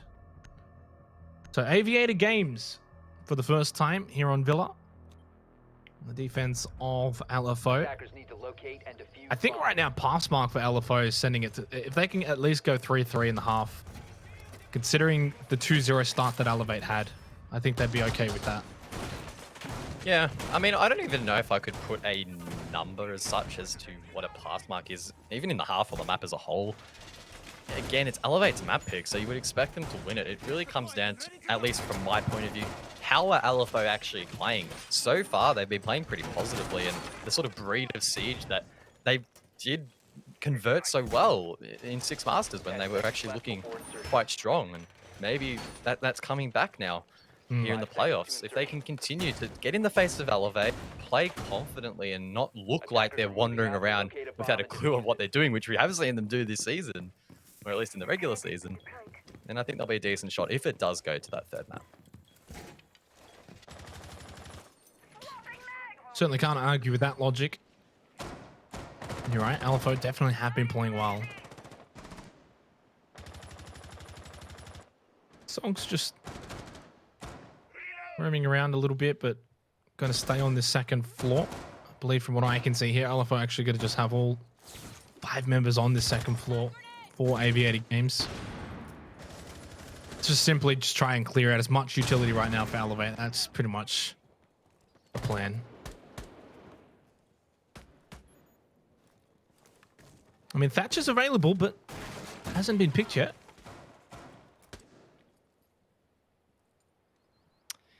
Yeah, definitely a fair point. It almost feels like the teams have gotten so used to Thatcher being off the board in the old, with the old Thatcher after the adjustment, or before the adjustment rather, that some of them sometimes overlook those EMP nades when he is available.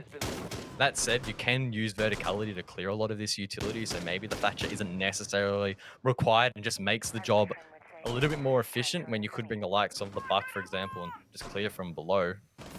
Looks like Digital has been tasked with doing that. I think it's been relatively successful. Not sure if the walls are still electrified. Yeah, they're not. So that's pretty good work already by the attack, and we can see some lines of sight already being generated, not only on the reinforced wall, but from below as well. And you can just see LFO trying to find a safe place rather inside of sight, and it's really difficult at the moment.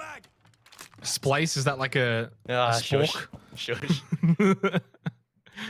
No, I certainly agree with you though. The Buck is just causing so much mischief down below. And really, I mean, it's a 5 versus 5. Mims, Hills, both been tagged up. If Elevate want, they can sort of send 3-4 in on this second floor and just keep Digital down below throughout the push. 40 seconds. I mean, that's the risk. But then if a couple of your attackers then die on pushing in, you're going to be out of numbers. So you can then have to call him up a bit late. 30 seconds left. The last time we did see a slow push like this, it did go in favor of Elevate. Nate, though, 2 rounds in a row, will get the opening frag onto God Legion for himself.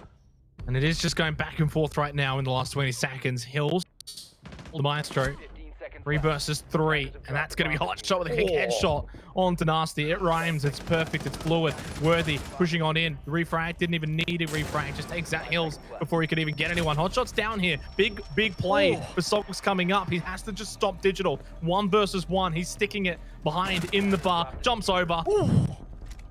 And jumps over the hurdle and wins the race in the end for LFO. Oh, that was so close. I think Digital did get off the plant maybe at the very end, or was just about to. Great play from Sogs there to hold on. And I mentioned earlier that there were not many places inside of the site that LFO could sit and be comfortable. And it almost felt like that actually helped them a little bit towards the end. We saw Elevate try and heading towards site, and they got caught off guard a little bit by some of the unorthodox positions that were being held by LFO. In the end, they did a decent job in refragging it out, but unfortunately, just wasn't quite enough in the end, and Sogs was able to clean it up. That leaves a scoreline now, 2 apiece. LFO are really putting a good performance to bring this back. Of course, Elevate did take the first 2 rounds themselves, so it's been a good job in being able to counter that momentum that they did establish on the attack. Well, the first 2 rounds was kitchen dining, which is where we head now for round number 5. So far, actually, Elevate have only been able to win on this site, and well, obviously that means LFO have not being able to find a round win on kitchen dining now, Bomb at the located very by least, attackers. this would mean if they do lose this, they don't have to come back to kitchen dining again. So I don't think they would. Fair to say, if you've lost it 3 times out of 3, probably not going to want to pick it for the final round in the half to come after this one. So this is a big round, though. If LFO win this, I back them in to actually be up 4-2 in the half, which is crazy to think about because of the 2-0 start to Elevate, where, you know, their attack just looks so clean. That's why I said, though, you definitely don't want to count them out after just 2 rounds. And well, LFO making me look like the clairvoyant right now with this little comeback. Double spawn pick, Hills and Nate. Boys, this isn't ranked, all right? Chill. This is comp. You're not allowed to do that. Sorry, I just had to butt in there just in case they actually pulled something off there, because that would have been very disgusting. They didn't even do anything. You got excited like a little Well, child they getting did. a If they lollipop. had a hit it, it would have been whatever. would have been like a montage clip worthy. I like the idea, though. I mean, on a site that you, to be fair, you haven't really done well on. Why not do something a bit cheeky, try and find a bit of an advantage? Yep, I agree. Why not? And I mean, didn't really hurt them at all, right? They're still getting around with 2 minutes to go, still roaming around and causing some havoc here for the attack. It's definitely not a bad result by any stretch. Gold Legion probing over towards the main stairs has been pretty dangerous on this map so far. He's had at least 1 big round and maybe been a little bit quiet since, but probably hasn't really had to step up, at least on these kitchen attacks, as much so far. These rounds are playing out very, very similar, though. We still see LFO holding above, trying to just hold back Elevate for as long as possible. Maybe on this occasion, though, they'll play for their life. We've seen them rotate off quite quickly on other occasions, and there we go. Maybe that's why. They played for their life, and they get taken down. A bomb has been located. Just something about kitchen dining that just does not bode well for LFO, but Nate is having a cracker of a match here on Villa, 7-1-4 after eliminating Hotshot. Makes it 4 versus 4, 1 minute remaining. Bit of a pre-fire there from Nate out the window.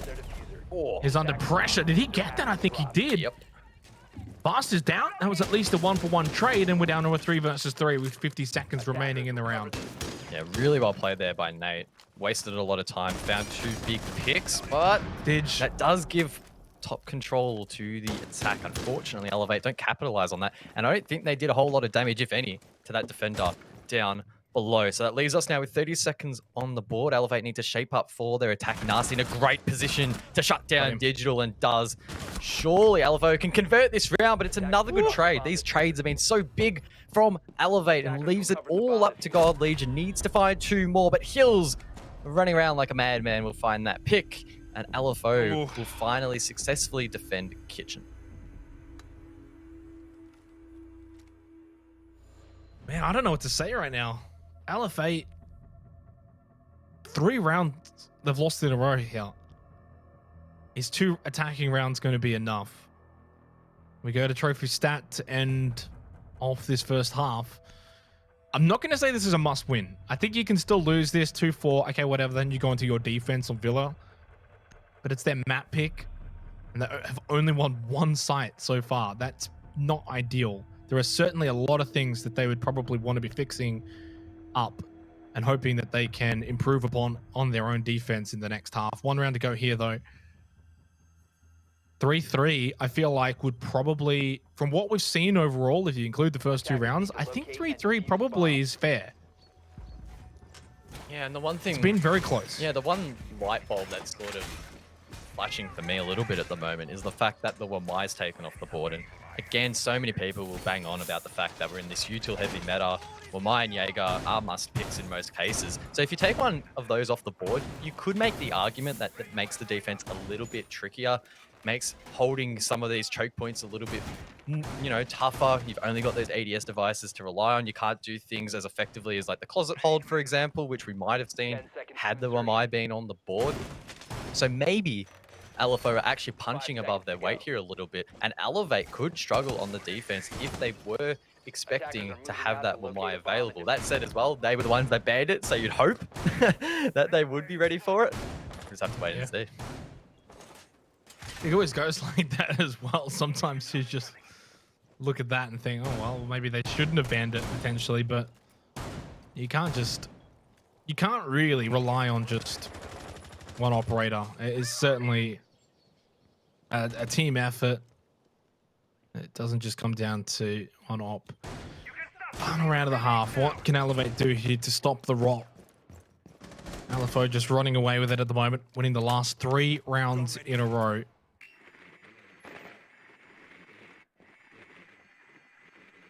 Digital droning forward. Again, it's already a minute taken off the board. Doesn't sound like a whole lot, but it's off the back of LFO playing quite aggressive in this early round. And talk about aggression, fast taken off the board. So that is the Thatcher, which will make those ADS devices, which I hope Hills has already placed, a little bit more difficult to disrupt. Leaves it in a 4-on-4. Key position still held critically for LFO here. And it's up to the likes of Sogs and Mims. We can see them that will be in these locations for these first engagements to win these ones, or at least waste a lot of time, as Elevate do seem to be committing to this push from AVG.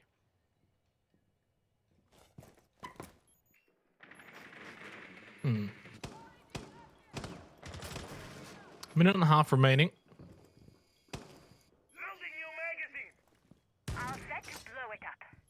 4 versus 4. Sogs at landing. He's going to try Digital. for something. I'm surprised Digital. they didn't just die to Digital.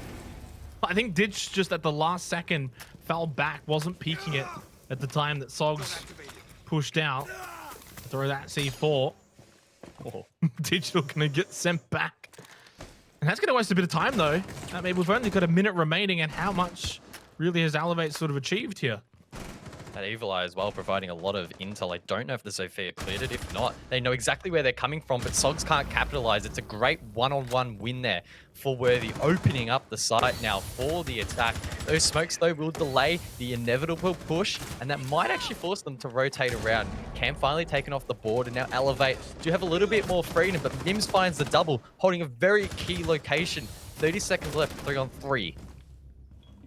Nate has been big as well here with those gas cannons, Mims. and that's just allowed Mims to just frag out. He's got 4, 1 more on the board, and he can get the ace against God Legion. Of course, does still have Nate for backup, who has been so big in this map at the moment, though. God Legion's not going to go down without a fight. Nate is out. Mims to get the ace and to get the round win and to take a 2-4 lead in the half. 5 seconds. God Legion has to stick the plan, and that's going to give Mims every chance in the world to get this ace. It will be done. Wow. Ace for Mims, and a 4-2 half lead for LFO on Elevate's map pick. Mims. Oh, you've done it. You have shown up when it matters. Boy, oh boy, Elevated is having an absolute headache trying to deal with him right now. It seems like every gunfight that he enters, he's favored. I don't know how Elevate will be feeling about this. It's basically the one-man army that's tearing them apart right now. Certainly is. Kind of. I will give a lot of shout outs to Nate, who I think has been very, very impressive on Villa. So it does feel like a team effort. Obviously, Mims, Nate leading the way, but LFO as a whole, I think, have just been very, very impressive. And that was like, what? That was only our second stat trophy. 4 rounds in a row now. The only site that Elevate were able to actually get a round win on was Kitchen Dining, which on the 3rd effort, we did see LFO obviously win that one. So they did get something in the end, I guess. LFO from that site. 2-4 in the half. We have a bit of a rehost here at the moment. Smack bang on halftime anyway, so now's probably a good time to have one. So what do Elevate need to do here? Because you're down in the map, you're down in the series, you lose a couple more rounds and you're out of the playoffs. Yeah, I guess that's a little bit of a tricky question to answer, right? Because of where we are in this map. It's half time, so we're going to see the side switch. So you could almost say to an extent, some of the, or almost everything that Elevate have done in that first half, you can always just put in the back of your mind, not worry about it too much, because playing attack versus playing defense is going to be very, very different, right? So hopefully they don't let the demons of the first half play against their mind because they did win the first 2 rounds. They then lost 4 rounds straight. I'm sure that had a little bit of a toll on their mentality. It's important that they just reset. They've got a pretty nice long break now, I would expect, to try and do that. So no real excuses. They can head into their defense, get a couple of comfortable rounds on the board, and before you know it, it could be back at a 4-4. Yeah, but it's a long way back, and that can just play with your mental mindset a little bit as well. I mean, obviously, there's nothing else that they can do but give it the best that they've got in terms of trying to get back into this. They started great, 2-0 on attack on Villa. Obviously, it's their map pick, but especially this round in particular was quite convincing. I mean, Sogs did try and make a bit of a comeback, and honestly could have actually ended up winning this round. So we could have been actually staring down the barrel of like a 1-5 had Sogs been able to pull this one off, but Worthy always had the prime position there to win that second round. That put Elevate 2-0 up. They then even had a 5 versus 4 advantage in the third round. So it's Elevate have had so many chances to capitalize and just haven't been able to do so. And look, obviously they will switch the half, and Elevate's going to have their own defense now. But it's not exactly a given. You've still got to come out and play solid defensively. That was a really good round win there as well from LFO, who just honestly, they've been winning the clutch moments for the most part. Yeah, I made the comment a little bit there at the end of the half before the rehost that maybe Mims has been a little bit of a one-man army, but you look at so many of these LFO replays, at least the ones earlier, and there's a couple of players stepping up massively. Sogs had a big round. Nate had a big round. So they're not necessarily just relying on Mims. It's just the fact that he's having a really nice day, but they need to be able to shut him down because jumping onto the attack, Mims is going to just be as annoying as ever. Still probably chuck him on a Habana or something that can facilitate that aggressive play style that he loves. And then they could find themselves in a lot of trouble on the defense if they're standing still.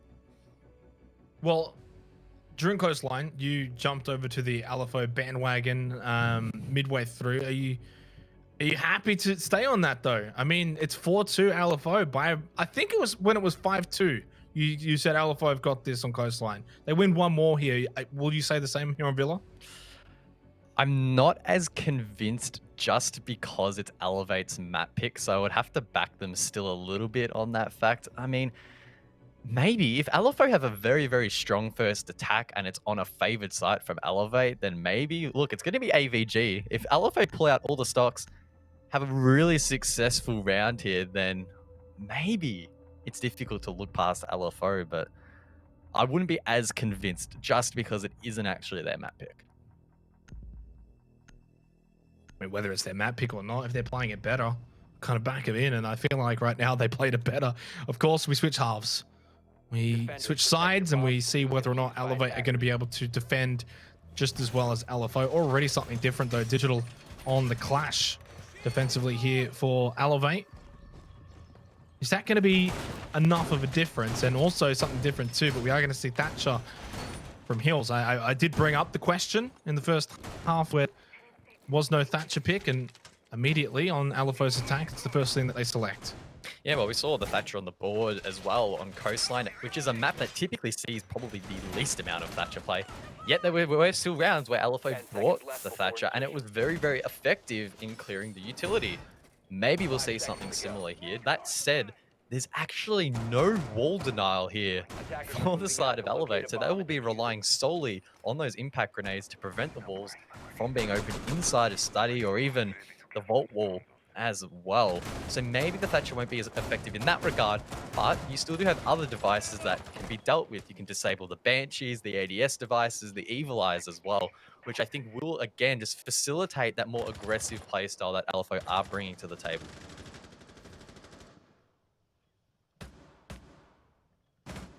I think this first round's massive though. 5-2 is just such a strong scoreline for LFO to close out the map, close out the series. But you make it 3-4 and it's certainly game on, and Elevate are on the defense. Now, we've only seen Aviator games once in the first half. LFO were successful with that defensively. Digital's just going to sit in Astro and block the window, the stairs, and the door. Nope, going to fall back. Good start though for Elevate. Yeah, this is one of the most aggressive clash plays I've seen, particularly early around here. Often the clash is played more in towards the top of the main stairs to deny the study push, but as you can clearly see, LFO aren't dedicating to that side of the map at all. So I do like the fact that Digital is trying to get in their face and again just slow them down as much as possible. Also hasn't given away his life cheaply either, which is really nice. We saw LFO try to cut off his rotate, but weren't able to do it in time. Yes, Clash is big and slow, but even Digital was able to make it out of there alive, which is great. He can now hold the top of red stairs, and this will be very, very challenging to clear.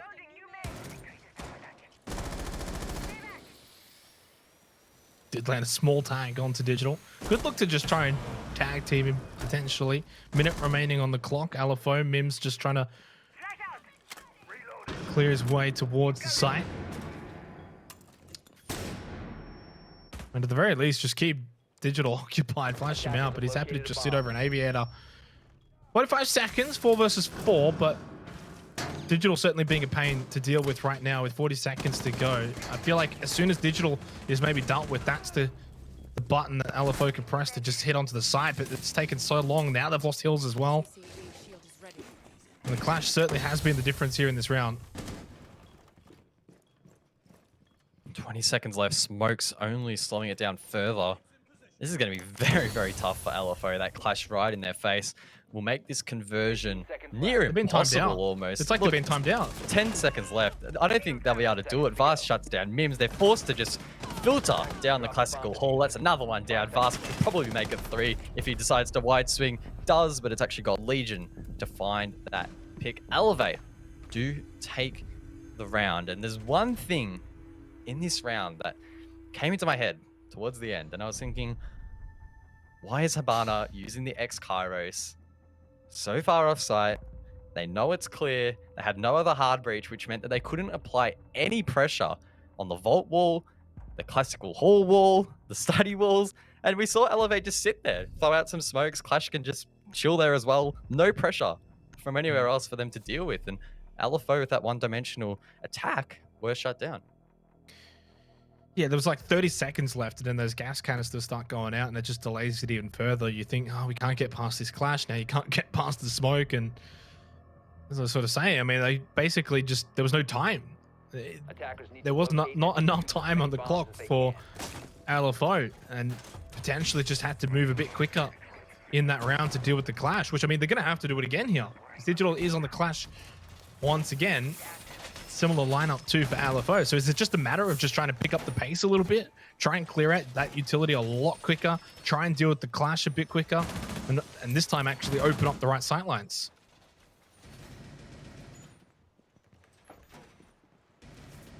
Head now over towards a stat trophy, the other side of the map on the top floor. Again, the clash on the board from Digital, so it feels like Elevate were quite comfortable with that pick on the last round. They're even going to extend in towards bedroom. No, they're not. I don't know what I saw then, but they definitely did not extend. That will be triple reinforced. Otherwise, I would have been very excited if it was. Again, with that one light taken off the board makes it very, very difficult. Again, though, Digital a long way away from sight. Gold Legion and Worthy as well a long way away from sight. So this, to me, tells me that Elevate know LFO like to approach their attacks from the other side of the map. They are reading into them really well at the moment and just slowing down that progress. And they can just kind of slowly fall back up if they want to, of course. Digital just checking main stairs. No one's coming up there though for LFO. Definitely seems like they're Elevate themselves now dug deep into the playbook here. And as you said, they're prepared for LFO's attacks and read it well. LFO are going to have to adjust on the fly. This is, I think, where it just comes down to, can you adjust? You've got to deal with this clash now. 2 minutes. You know, especially off the back of that last round, you can't spend ages here. 100%. There's nothing that Nasty will be able to do just by himself. So he's trying to I don't think he droned him out. Intel. Oh, no, he did. Oh, jeez. Close. But Nasty here isn't really doing a whole lot, not using that IQ scanner to find any gadgets and just reaffirming what they probably thought, which is that players are on the other side of the map anyway. So he'll rotate back around. Mims dropped off the board, so unfortunately that's the impact player for the attack taken down in the process. Leaves it in a 4-on-5. Nade's taken out as a result. So there's a lot that this attack needs to deal with, and Worthy's just mowing them down. Yeah, rough to kind of see this play out at the moment. I mean, LFO just don't look like they are being able to overcome this. At least with a minute to go, Hills did get one. Still so much to do though. Still even so much to clear on the site, and you've still got to even deal with Digital. Credit to Elevate though, their defense is looking good. Attackers have located a bomb. 45 seconds to work with. I don't think they've really thought of a way to clear Digital. Yes, that Vert might find a shot, but Digital, with all that experience, will be fully aware of that, playing quite passively, waiting for his opportunity to find a pick, and Sogs had an opportunity there, but gets timed on the sprint. God Legion can fall back, refortify that position, and look, again, LFO faced with the clash, nothing they can really do here. This is very rough to watch. Sogs does find a pick though. Maybe he can sweep out wide from the other side of the map. 15 seconds to go. Hills has got to find a way to get onto this site, try and stick this diffuser down. Sogs is going to try and help him, has to peek to the right-hand side. God Legion gets one, couldn't get the second though because of the refrag from Sogs. Digital just in bathroom at the moment though, is low. Now it's working, 2 seconds, got to stick it. Nasty just picks it up, just starts. Oh, never mind, didn't stick it at the last second. Elevate win the round. Oh, that was chaotic. That was almost a round stolen though by LFO. It's 4-4 though. Big turnaround from Elevate, and that's why I did say you can never count a team out until you see both halves, until you see both sides of the coin.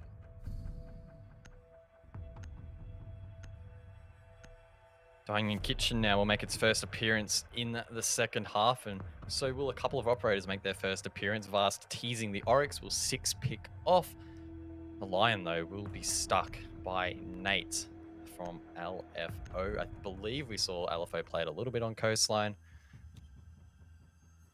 Not sure what effect it will have here on Villa. I mean, maybe the Lion is being brought to try and make the rotate back to site more difficult for Elevate. We've seen time and time again, they are playing a long way away from site on the roam to slow down that initial entry, and then they are gradually working their way back to site. If they can disrupt that with the E1D charges or scans, maybe that could work. Again, Lion isn't the be-all and end-all. He's not as crazy as he once was back in the day, but can maybe disrupt that a little bit. 10 seconds to insertion. I'm certainly starting to feel a bit worried though for LFO. Certainly starting to feel a bit worried. Attackers are moving out to locate a bomb and defuse. And they had a fine defense themselves. They did win 4 in a row. That's one thing I will bring up, is that Elevate won the first 2 rounds of the first half, then lost 4 in a row. Elevate have won the first 2 rounds of the second half. And the script is yet to be written though for the next part. We'll see, can LFO replicate the first half and bounce back here? Of course, they're on the attack, and it's not going to be as easy. And they're going to try the Lion with Nate to see if that can work. But the other thing I want to ask you guys, has the Thatcher been noticeable? Because we didn't see Elevate use it at all. And I'm not sure if Hills has had that much of an impact with it. It's been a little bit difficult to gauge just how influential it has been. A lot of these rounds, it's felt like it's been too little too late for the EMPs to have an effect in disabling the Clash Shield, for example, or disrupting Banshees placed around the map. So I don't think there's been a true round or a representation that's truly reflected just how effective the Thatcher pick has been, or ineffective for that matter. And again, that's a 4v5. Now, at least it's a 4v4, so they traded it out. But I was going to say, this could be yet another round that doesn't play out typically for the attack. That said, Mims, he's gone deep. Is he in sight? Okay, yeah. Well, there you go. Mims in sight. What do you know? Attackers have recovered their diffuser. I think the EE1D helping that for Mims as well, just sneaking onto the site. Doesn't have the diffuser. Probably wouldn't want to just put it down anyway, willy-nilly. 4-3. Now he's going to start seeking that down, though. Hills goes down to Gold Legion. And Gold Legion has returned, by the way. Went on a vacation when we went over to Coastline. He's come back from vacation over here in Villa. And has just been fragging out. Has had 4 opening picks. 3 of those have been onto Sogs as well. There's like a a vendetta onto Sogs or something. Still a big opportunity. 1 minute, a lot of time here for Nasty and Nate, but it's going to be tough up against God Legion, Vast and Worthy. Gonna try and stick the plant. Nasty, the only one to cover, but the 7 seconds goes uncontested by the defense. That said, Bust swings through, so does God Legion. Wow, that's a big round here from Elevate. They let the bomb go down, but it really doesn't matter in the end. They'll claim the round, plenty of time left in the bank as well. And that does hurt the confidence of LFO. He's got 7 frags in 2 rounds, God Legion, because we had the rehost at the half. Incredible turnaround from Coastline, where, I mean, it was, what was it, 3-4 kills for the entire map. Obviously, the first round had 3K alone. Let's look at the replay here because it looked, well, actually, we were right at the end of it. I was going to say, towards the start of it, it did start well for LFO, and then Elevate just brought it back to their own advantage.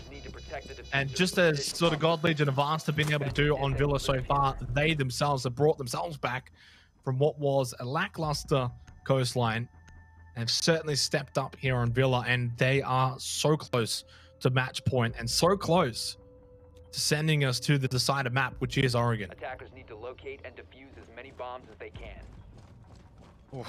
And again, the clash is going to be brought out here by Elevate. We've seen time and time again, this has made it more difficult for the attack, not only to establish map control, but then to go for execute 8 rounds. So if Digital does elect to play it quite aggressively offside again, I would love to see LFO get even more aggressive onto it. Throw a couple of bodies at him if required. Just try it and get that pick at all costs, because it's proving to be so challenging late round. I mean, not only you have the clash to deal with, but you have the smoke canisters and God knows what else on site. A lot to overwhelm the attack. But something has to change, right? LFO, they are struggling in these last few rounds. In fact, it's 3 rounds in a row that they've lost. So something does need to change. Well, it's not even the fact that it's the last 3 rounds in a row they've lost. It's just the fact that they haven't won a single attacking round so far. That's the more damning stat. Obviously, they go hand in hand, but the main thing you look at and you say is, well, have LFO shown us enough to kind of be able to push through Digital and the clash and win an attacking round, which not only do they need 1, they need at least 2 to send it to OT. So that's the task ahead of them now for LFO. And that's what, to me, it feels like. Can they beat Digital? More so than can they beat Elevate? Interestingly enough, we're going to see a map clear from below by LFO on this occasion. Mims heading it. His second half for him hasn't been the greatest. I mean, pretty hard to compete with the first, which was quite dominant, but nonetheless, it's time for him to find these entries. And talk about entries, both Sogs and Worthy standing off there on brown stairs, but neither player giving an inch, and we'll leave it in a 5-on-5. I want to know what is the objective for LFO here. Yes, they've got some presence below, but it hasn't really converted into anything meaningful. And Digital, again, that key player, under no duress at all at the moment. That should be yes, the objective, there's some flashes, but that's not really doing a whole lot. The objective should be to try and get Digital probably, but obviously he's not going to make that easy for them. And a minute and a half. Well, technically a minute and 20 seconds now. And how much have LFO really been able to achieve? EMP grenade has been thrown out. Nate's just literally going to run straight past Digital, trying to ignore him. That's not going to work out, though. Digital on the clash will get the opening kill on to Nate. And again, unfortunately for LFO, they've just not been able to deal with Digital at all. That's been the difference maker by far and away so far. To be fair, though, the other 4 members of Elevate have also been amazing so far here on Villa. But Digital's clash has just been so hard to deal with. Again, posing more problems here on the main stairs, and there's nothing they can do at the moment. LFO are just looking at this clash thinking, okay, you clear him. No, you clear him, and just nothing is happening at the moment. Maybe they can try and get really close and melee the clash, but again, Digital's playing it very well. He's pacing on point, and look, he can just retreat towards site. LFO now is 25 seconds, and yeah, those gas canisters have really stalled him out. Nasty does get one, but yeah, I mean, as I said, now you can actually stall him out with the smokes as well. So 17 seconds, you, I guess, just have to rush in. Bast is down, although to be fair, Hotshot has been eliminated. So at the very least, no more gas canisters to have to deal with, but you are still going to have to win the frags. You are still going to have to win his 1v1s. Digital's still going to be floating around as well in the background. 3 seconds left. Now, Hills is sticking this diffuser. Digital puts the shield away, shoots out, stops the plant. You're out of time, and that has been the makings of this second half. Time is of the essence, and Elevate are playing it better. Oh, Digital. Playing so well in this clash. 2 timers, wow. Yeah, this is rough to watch if you're an LFO fan. They have hit a brick wall, and they're trying their hardest to push through it, and they gave it a little bit of a bump in that last round, but they just got knocked flat on their back once again. 6-4 the scoreline. Elevate with a single round win will win the map. And then we head to Oregon. So far, I must say that the series isn't necessarily taking a path away from what I at least personally expected. But LFO do seem to really be struggling here, dealing with the adaptations of Elevate.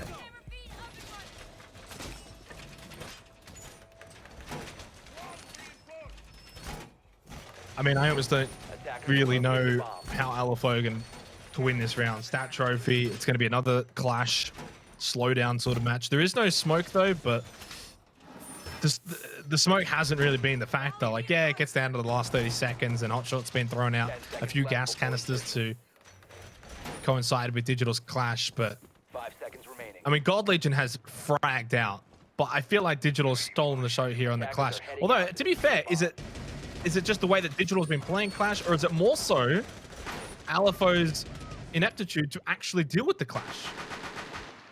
And that's the thing, right? LFO don't have a shortage of utility to deal with it. You can Ash charge below, you can Sophia, concuss. It's not impossible. You can nade out the Clash if you clear the other utility. I'm not saying it's easy by any stretch, but it hasn't felt like LFO have done anything meaningful to disrupt Digital. It's never felt like he has been under threat at all in any of these rounds. Digital has just been playing the way he wants, playing wherever he wants, doing whatever he wants, and no one's really doing anything against it. And look, I don't think I've seen a clash roam this freely ever in my life. This is just, it's almost ridiculous, to be honest. Why not? They're not going to kill him anyway. A bomb has been located. Rotates back over to trophy side. Hills just on the balcony outside, 2 minutes. I mean, by now, LFO have certainly got the picture here that time is been and has been the biggest factor. Nate just starts to rush in slightly. I mean, at this point, I wouldn't mind just seeing LFO yeet onto the site and just have a gander. Open up a few holes, open up. Oh my God, Nate. I think even Nate was surprised to see him there. Spots out Digital, but oh, that's just like a floating, haunting guy running around. They know they can't deal. Well, that was... I'm surprised no one was watching with Nate as he was opening that up. They would have got a free kill. Yeah, maybe a sign of some of the disconnects that are plaguing LFO at the moment. But finally, they do clear that player. In fact, they clear 2. So it's a 3-on-5. Again, Digital is still up, but its effectiveness, the clash effectiveness will be a whole lot less when there's no one to support him. It's just God Legion to support that clash. Now he will flank. How many can he find though? That's 1. That's 2 off the board. But it is a triple for Hills. And now God Legion needs to flank inside of Bathroom and will find another and drops to the diffuser. This is still winnable. But Mims will come up clutch to find that final pick. LFO take round 11.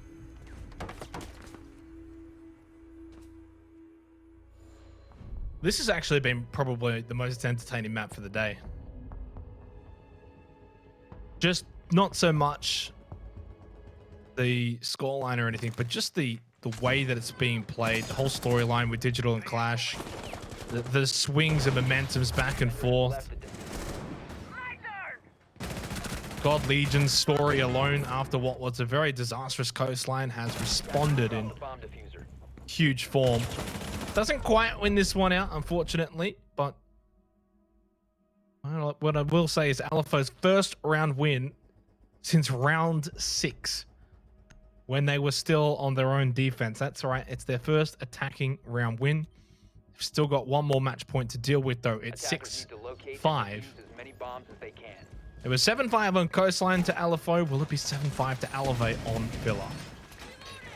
And I know we've talked a lot about Digital on the Clash so far, but I do want to just highlight the fact that Elevate are persisting with this pick, which to me is a sign that as a unit, they have identified it is effective against LFO. Sometimes we do see teams actually employ effective strategies, but for whatever reason, switch off it. But I think this is the right call in this scenario because, again, there hasn't been any round so far where Digital has been overwhelmed by this attack. And if they can tidy up what happened last round with the breach being opened quite quickly by the Mav and those crossfires being shut down pretty quickly by the attack, I think that Digital will be again in that box seat, have a huge influence on this round. And again, if LFO don't deal with that clash, they might have a similar fate to what they had in the previous 4 rounds before the last, where they managed to lose every single one. Bomb diffuser has been dropped. I'd imagine we're going to get a rehost here. Heading into this match point, potentially. But Digital certainly has just been the story of this. Well, Digital and God Legion, to be fair, Attackers have both had located a bomb. stark contrasting stories. One's been the attacker, one's been the defender, even when they were, well, mostly when they've been defending, but still. And it's really probably the main reason why this has been so successful, guys, is that you've got Digital defending beautifully with the clash, but then on the flip, you've got God Legion running around killing everyone. So you've got LFO pinned down, but you're also putting them to the sword. It's not like they're just sitting there doing nothing. They're also getting fracked out. So I've definitely been very impressed by Elevate here, especially on the defense on Villa. Look, to be fair, it is their map pick. And I think clearly here, this is where you can really sort of highlight, like, okay, they picked this map. They've got this clash play. This was something they had up their sleeves, and it's certainly worked. Digital playing inside of Astro has been droned out. Fortunately for LFO, they'll only have the 4 members to try and clear it, which will probably make it even more challenging, but it is a good challenge for them if they do manage to win this round. That would be a very big confidence boost for OT.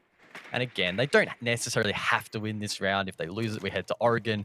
It's not the end of the day necessarily for LFO. They just need to put their best foot forward and show some signs that they are willing to adapt and clear out the challenges that Elevate are presenting to them. And Mims does find the first pick. So it's a 4-on-4. Mims gets lit up on the trade, but not taken down. And with a minute to go, LFO have something to work with here. The big thing that they've got to get rid of those Digital on the clash. That's still going to be the major objective in the last 50 seconds. Or I guess you could just kill everyone else, right? Maybe you just ignore the clash and try and take out God Legion, Vast, and Hotshot, and then 4 versus 1 Digital, I guess, at the end. 40 seconds left. C4, though, is huge from Vast. The second one quickly found. Sogs expecting the swing from God Legion was successful, but couldn't get the second one. And unfortunately, Mims in 1 versus 3, that's not going to be successful. That's going to be the round win. And that's going to be the map win as well for Elevate on their map pick of Villa. They respond after the first map loss on Coastline. They win the second 7-5, and we are going to head to Oregon for the decider.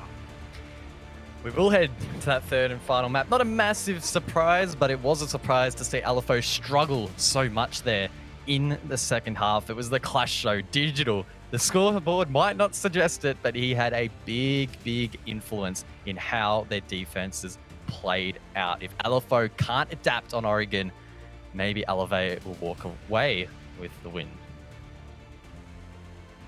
I think the biggest question is, are we going to see Digital's clash on Oregon, or is this just a Villa only pick? Because that was the difference maker. Really, at the end of the day, that was the difference, in my opinion. If we don't see that clash play from Digital, I think LFO wins that. I think they win the series.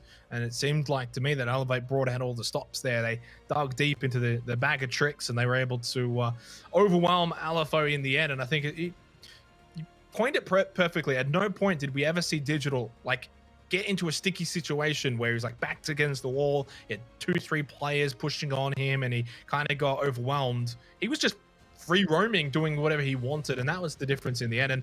And also really happy to see God Legion respond after what was a dreadful Coastline, to be fair, with what was a very impeccable Villa. Yeah, a dangerous God Legion is very scary for LFO if he can step up once again and maybe even reach a whole nother level, find another gear on Oregon, shutting him down. Could be difficult. We saw Mims drop off a little bit in the second half of Villa as well. So it's up to him to pick himself up now during this break, because it could well come down to a God Legion v Mims Frag Fest, which will definitely be entertaining. Well, it's going to be entertaining regardless. You won't want to miss it. It's our first deciding map in a best of 3 today so far in the playoffs here. We're going to Oregon to see who will advance. Attackers are activating the bomb.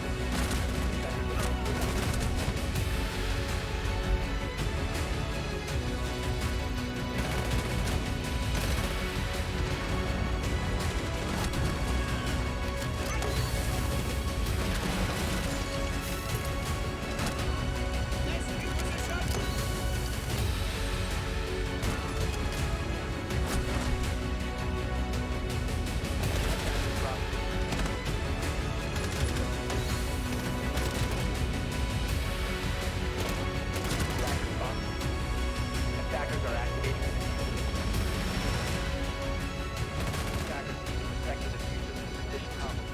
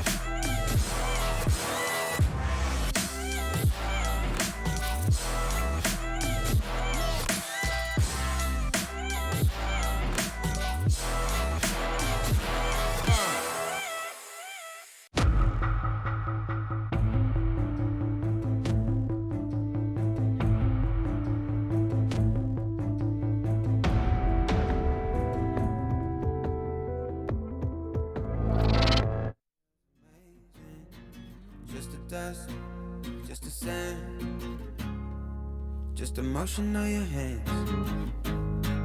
Travel like lanes, it's just enough, oh yeah. Just for you, I'm just a man, just an ocean in the wind. We ain't gotta make plans, fair enough, oh yeah. Always you and me, tryna be weightless. Like we're the two surviving pieces of something. Always you and me, tryna be weightless. And I know it feels like a light years in the making. Up, 1,000 miles of luck. Don't look down, we made it. Feet far off the pavement, and we go up, 1,000 miles of luck. Oh no, we stay understated. The pressure feels amazing. Just the dust, just the sand, just the motion of your hand. Travel like land, just your highway, just the one. Believer, I don't care. I see you loading up my mind. Place me on the side. Fair enough, oh yeah. Always you and me, trying to be weightless. Like we're the two surviving pieces of something. Always you and me, trying to be weightless. And I know feels like light years in the making. Up, 1,000 miles of luck. Yeah. Don't look down, we made it. Feet far off the pavement.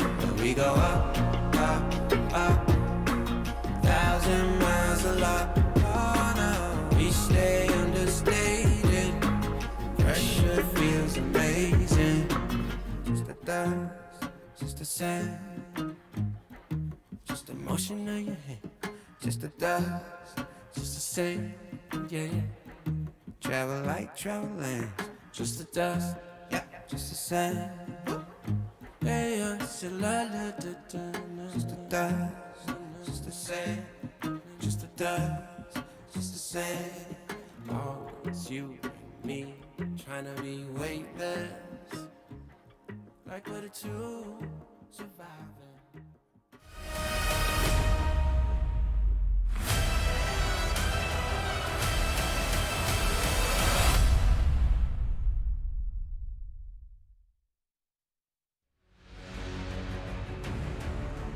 Well, 2 maps have been completed for our second best of 3 of today. 1 more to be played out. The deciding match here to head to Oregon. Welcome back, ladies and gentlemen. It is currently 1-1 Guz. Couldn't be any closer, literally.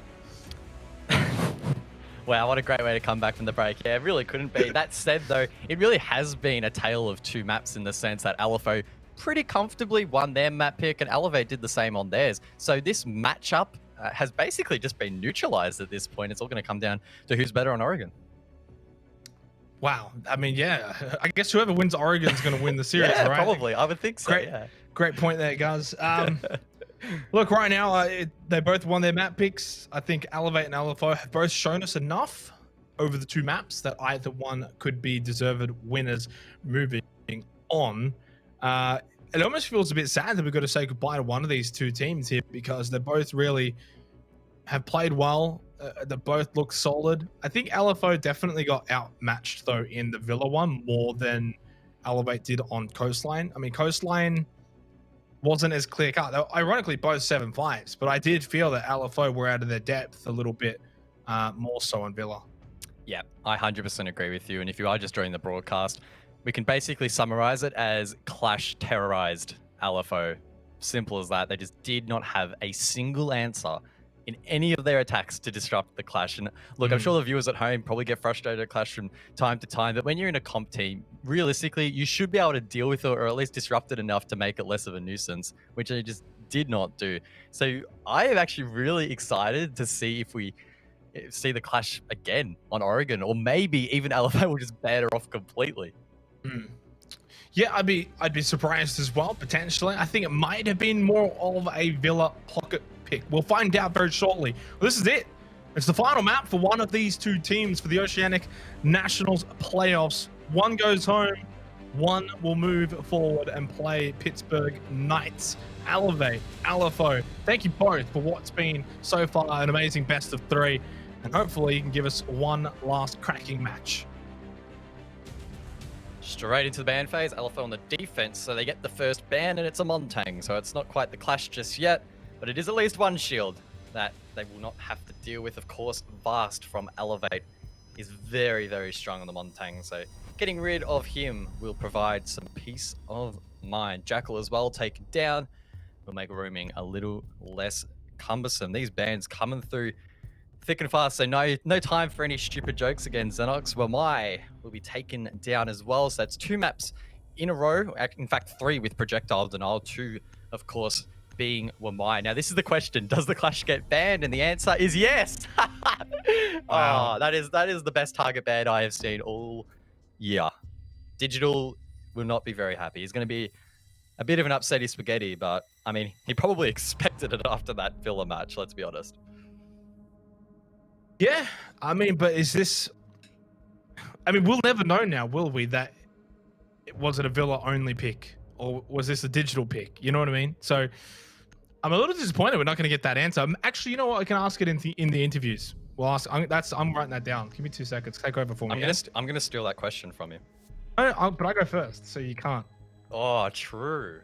I was just going to steal it from you, but yeah, I guess I can't. Ah, well. One thing I actually did want to talk about briefly was that Elevate have never played an official on Oregon. That's pretty big. LFO played it twice in the regular, 3 times, sorry, in the regular season. So this will be their 4th time playing it in Oceanic Nationals and the very first time for Elevate. So what are Elevate going to bring to the board? Do they have some fresh ideas of their own? Are they going to copycat some of the other strats we've seen in OCE and globally? Don't know. We'll have to find out. I'm keen. We'll just watch the games, I guess. Yeah, that's what I'm here for. Yeah. I just sit here and watch the games. It's a pretty easy job. I gotta say, it's pretty easy. It is actually pretty easy, to be honest. Well, I'll tell you what hasn't been easy, though, has been this series back and forth between the two maps. LFO looked good on Coastline. Elevate looked quite a bit better, though, on Billa, and we'll see which one sort of translates more so over to Oregon. But I will say, just in terms of the eye test and in just terms of the feels, like that gut feeling, it's a decided map, and it also feels like a 50-50 map. Like, as you mentioned, Elevate haven't even played Oregon. LFO, have they got what it takes here to bounce back? To me, it feels like it couldn't be closer right now between the two. Yeah. I don't think at any stage, unless it gets super one-sided, we'll be able to call it. To be completely honest, it would have to take Elevate to do something crazy on this attacking half for me to feel confident in backing them to actually close out this map, because it really hasn't been over till the Fat Lady sings in these matches, not only this matchup, but just the entire league as a whole. We saw it in quite a few of the best of ones, and I'm sure that trend will continue heading in to the best of threes. This probably will not be the only matchup that does go to that third and final map.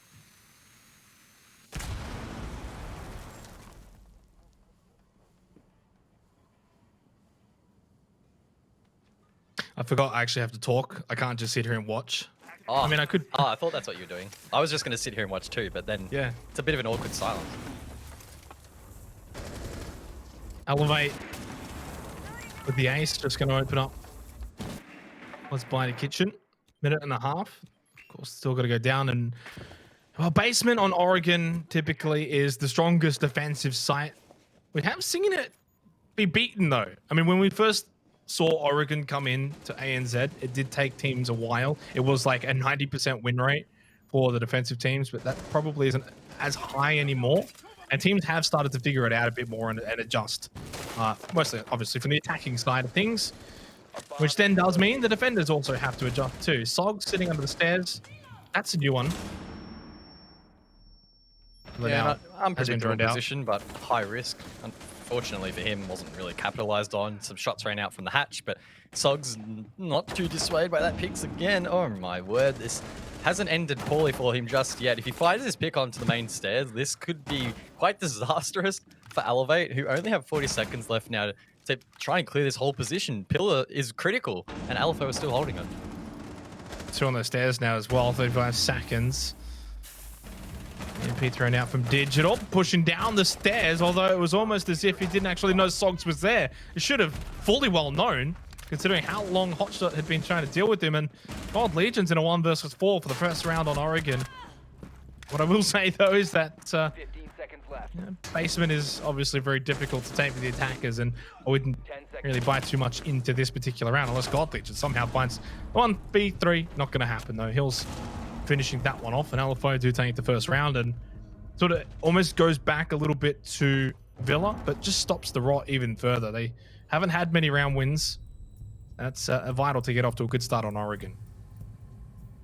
Yeah, and I'm just looking back at the stats for the regular season. The defensive win rate for downstairs was 64%, so probably not as high as I was personally expecting. As you mentioned, it sort of has balanced out as the teams have got a better feel for the objective, and naturally, we do see the attacking win rate steadily climb on most objectives in Siege. That said, though, we're not going to see basement for a while now, so let's not burden ourselves too much on that. I'm going to be heading upstairs back towards dorms. We can pull out some more stats. In fact, this is actually the one site on this map in Oceanic Nationals that has been attacker-sided. So it's only got a win rate of 46%, I think, or 48%. My monitor is way too far away to properly read it. I'm a bit of a boomer, but yeah, maybe upstairs is a little bit overrated.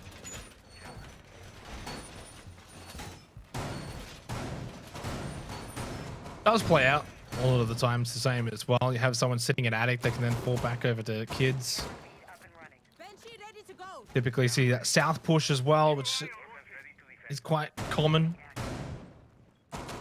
Verticality is also a factor as well. 10 seconds left. And obviously, no, Left before insertion. we need to find out until we see Elevate have their. It's not like we've got much to go off, and I would imagine LFO probably don't have much to go off either in terms of Elevate's attack. We are going to see Vast also bring in the Ying, which might just throw a spanner in the works too. I don't see Ying as often anymore. Yeah, you basically took the point I was going to make. Ying, very low pick rate in general, globally, in OCE. During the season, I don't think we saw it very much at all, yet in the playoffs alone, we've already seen it quite a bit, particularly here at Oregon. We saw it between Okami and Noble, albeit that was with a Jaeger ban on the board, not a Wamai ban. But it is a projectile ban on this map nonetheless, on the defense, which does open up that window of opportunity a little bit more for those Candelas to prove effective, and does play in to the typical Oregon execute style, which is very rush heavy towards the end. Involves a lot of trades. And if you can find a couple of those picks a little bit easier because your enemy has a white screen, that's often a good trade-off. Just under 2 minutes.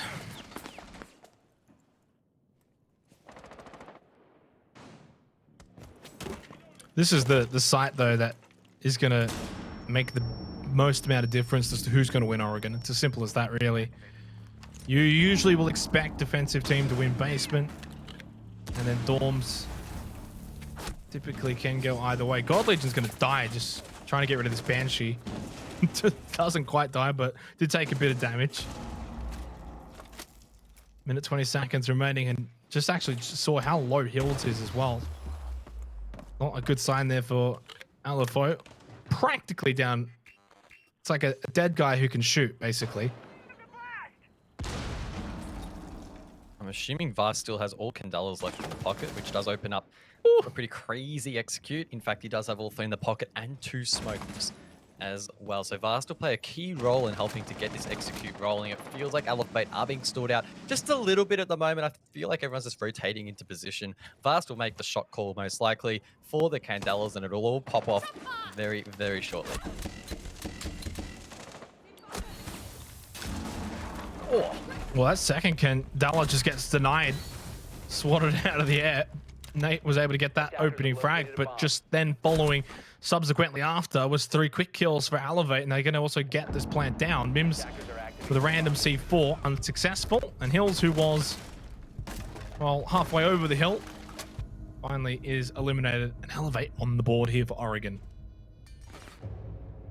Yeah, I think it's fair to say that round probably played out how I expected, how I set it up almost. It was just, let's wait for everyone to get into position. Vast will go, all right, I'm popping some Candelas, everyone getting towards site. Let's get that plant down and make sure the coverage is on point. And look, it really was on point. Not a whole lot LFO could do to contest that. And there we go. An attacker-sided map, or an attacker-sided round, rather, of above, which statistically it is. So we're actually going to see LFO reattempt it. Not sure how I feel about that. If LFO do lose it once again, oh, yeah, that doesn't sit well with me. I feel like they should probably be trying to rotate towards another site. You've still got Kitchen and Meeting, which are both, at least in Oceania, statistically better on the defense. So maybe, but it's that philosophy, right, where you've got to win dorms. True. But I mean, So- do you have to win dorms? That's a pretty good discussion. Well, you do. Well, do you? Because Meeting's got a 50% defensive win rate. Kitchen, in fact, has a 67% win rate. It's actually the highest in Oceania. Yes, the sample size is a lot smaller, but... Well, that's the thing, yeah. It just comes down to, though, the fact is dorms and basement are the most played sites, so have... But should they be? That's the question. Are they just picking it because it's dorms? Or are they just Well, autopiloting into dorms? Or are they actually critically thinking about what went wrong in that round? That's the point that I was going to make. You're going to be dealing with the same lineup probably from Elevate. How are you going to counter that? That said, Elevate actually aren't bringing the Ying. So I don't know, there's some weird stuff going on in this round. And this is a weird Electro Claw as well. Oh, jeez. That binder book from Enigma must be... It's thick. I'll tell you that much. It's a thick book. Did it work? I think it did, yeah. I think it got spotted on the drone though, right? So surely they'll be able to take it out. Regardless, so look, you are right that we do have the kitchen site as well. don't know which one's the one that doesn't get played as much. Is it dining or meeting? So kitchen was played 9 times, or 9 rounds, meeting 6. And I think that includes most of the games. Source, CGG, so should be correct, I hope. I was not expecting it to be Source Guz's brain, otherwise you'd be Rain Man, but I'm not that good. I'm not 2 minutes. I don't have an inbuilt spreadsheet in my head. We know some casters that do have that, not naming names, Dev. But I'm just not on that level. The matter of the fact is, though, is that until teams do head to kitchen a bit more often, dorms are certainly the more played site, regardless if it should be or not. And because it is, kind of need to win it. Statistically speaking, if you're not winning dorms and it's one of the more played sites, you're going to lose the map. It's just as simple as that. And Darcy's going to hold that attic position. Hills, Mims down below, from what I can see. 1.5 minutes. Elevate just now slowly droning through attic. Vast still outside. Hotshot still outside. God Legion pushing on stairs. Does seem a bit more defensive from LFO. Nate doing a decent job here, and he's holding that very aggressive position that if he does go down here, certainly will open up this side of the map for Elevate to push through. Bolt's being sent out, but Vast gets run out on from below. Refrag not quite there from the attack, and Nate can just sit and wait. He surely will be taken out eventually, but look at that clock. It's ticking down. Even if Nate is taken off the board, there'll be less than 50 seconds left for the execute, and Nate actually narrowly misses, finding yet another pick. Fortunately, though, for Elevate, it is cleaned up. 45 seconds now left on the board, but there's still quite a bit of work to be done. They need to set up for this execute, and LFO are looking more and more comfortable as that timer ticks down. I mean, do you really need to swing onto Worthy there? You can just hold that position in addict and fall back to kids if you need to, because there's 30 seconds remaining. You lose that. If you lose that 1v1 here against Worthy, then you've just pretty much given him addict and then over to kids control too. 20 seconds left. It's a 4 versus 4.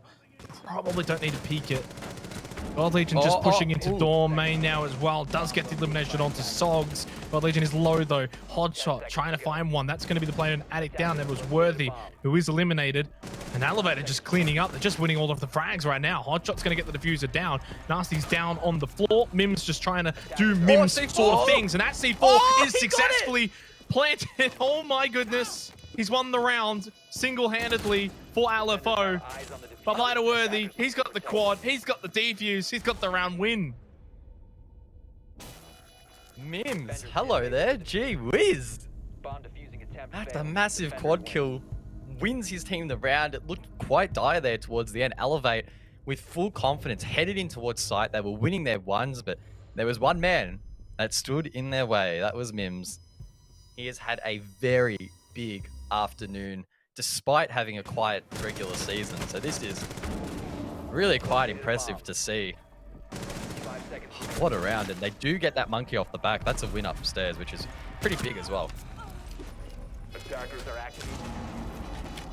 Yeah, there was that C4 onto Hotshot just as he got the diffuser down.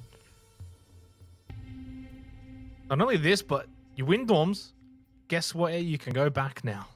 Back down to laundry, supply. You don't even have to go to the kitchen. Who goes to the kitchen anyway? The 9 rounds out of the 98 that we've seen. So 10%. Not many, if you're not good with math. So, yeah. I mean, the point I made earlier was really just that maybe dorms isn't always having to be the secondary site, and it isn't necessarily for all teams. We do see occasionally get mixed up a little bit, but I assume as the meta continues to progress on Oregon, upstairs is probably going to become a weaker and weaker site, just like it did on the old Oregon. Only time will tell, and that could be a long way down the road, who knows. Nonetheless though, we're back at basement. This is a pretty comfy spot to be as a defender, and LFO will be looking to extend that lead. Attackers are moving out to locate a bomb and defuse it. Well, you know, I mean, I said that dorms was the site that you kind of had to win, and that basement was the, I guess, the site that Elevate don't have to win. The attacking team is not expected to win, but if you do win it, it kind of changes the whole trajectory of the half of the round and even potentially of the map, because you win the site you're not expected to win.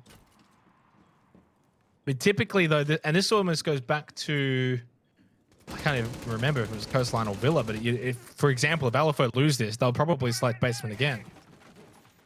So it's a free shot for Elevate here. Regardless if they lose this, it's 1-3, whatever, then we go kitchen.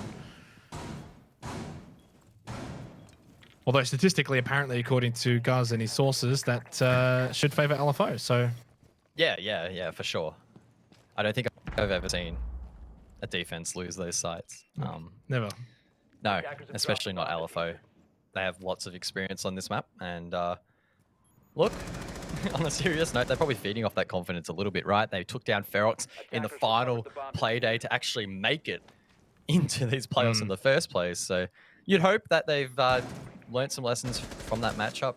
Again, taken that confidence and transferred it across here to this afternoon. And so far, so good. It's been a pretty decent start, and they'll be looking to just slowly build upon that.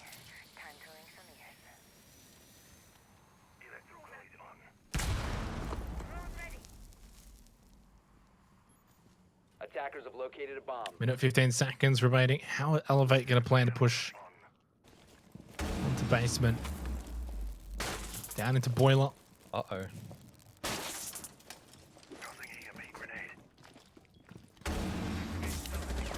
Oh, they're just going for it, aren't they? They're not holding any punches here.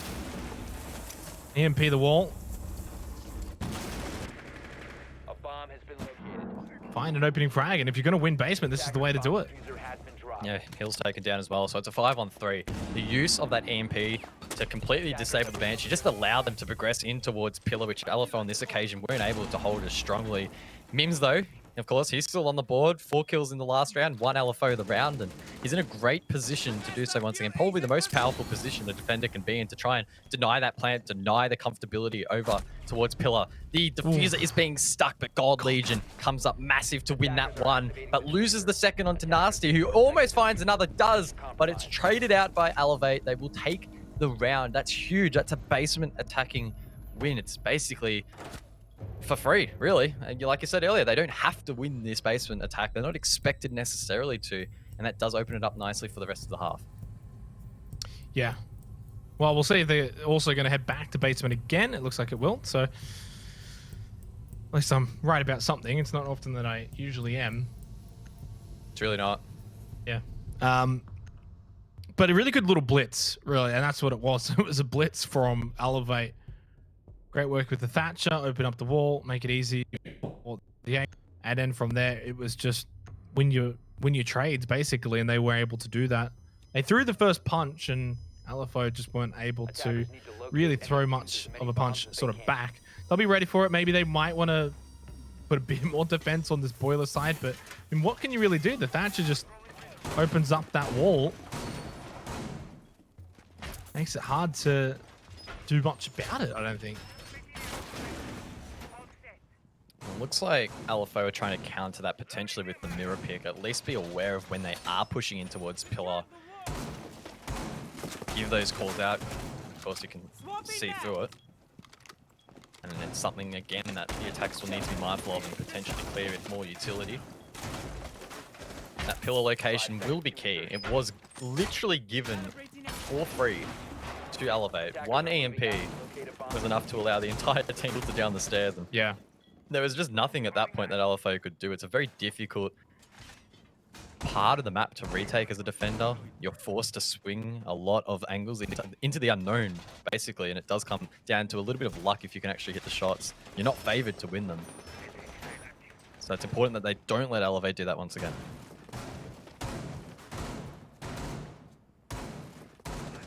Well, so far it's gone back and forth. LFO won the opening round. Then Elevate, then LFO, then Elevate. So are we due for an LFO win? What's been a back and forth series? Nate just nice spying with his little eye through those little holes. Not going to find anything though, not just yet. 2 minutes to go in the round. Round number 5 for this deciding map of the best of 3. Winner moves on. Loser goes home. Simple as that. And you can see how different the defense is on this round, right? You have Sogs a pillar behind a shield. It's going to be more difficult for Elevate. Actually, no, it wasn't Mims. It was Sogs, sorry. Behind the shield at Pillar, holding that position. You can see him there just tucked away in the corner, not giving that free ground to Elevate. And yes, they might be able to EMP it and push down, but so far they've probably made that risk assessment and gone, it's probably going to be pretty difficult. You've got barbed wire as well to contend with. Instead, they're going to go for a little bit more of a traditional attack in terms of just holding the stairs, making sure the hatch is open, get some control in towards blue as well to make Pillar more difficult to hold. And you can see Sogs is feeling the heat just a little bit already, but I mean, he can still hold this position for at least another 15 or 20 seconds, and that's really burning down the time that Elevate have.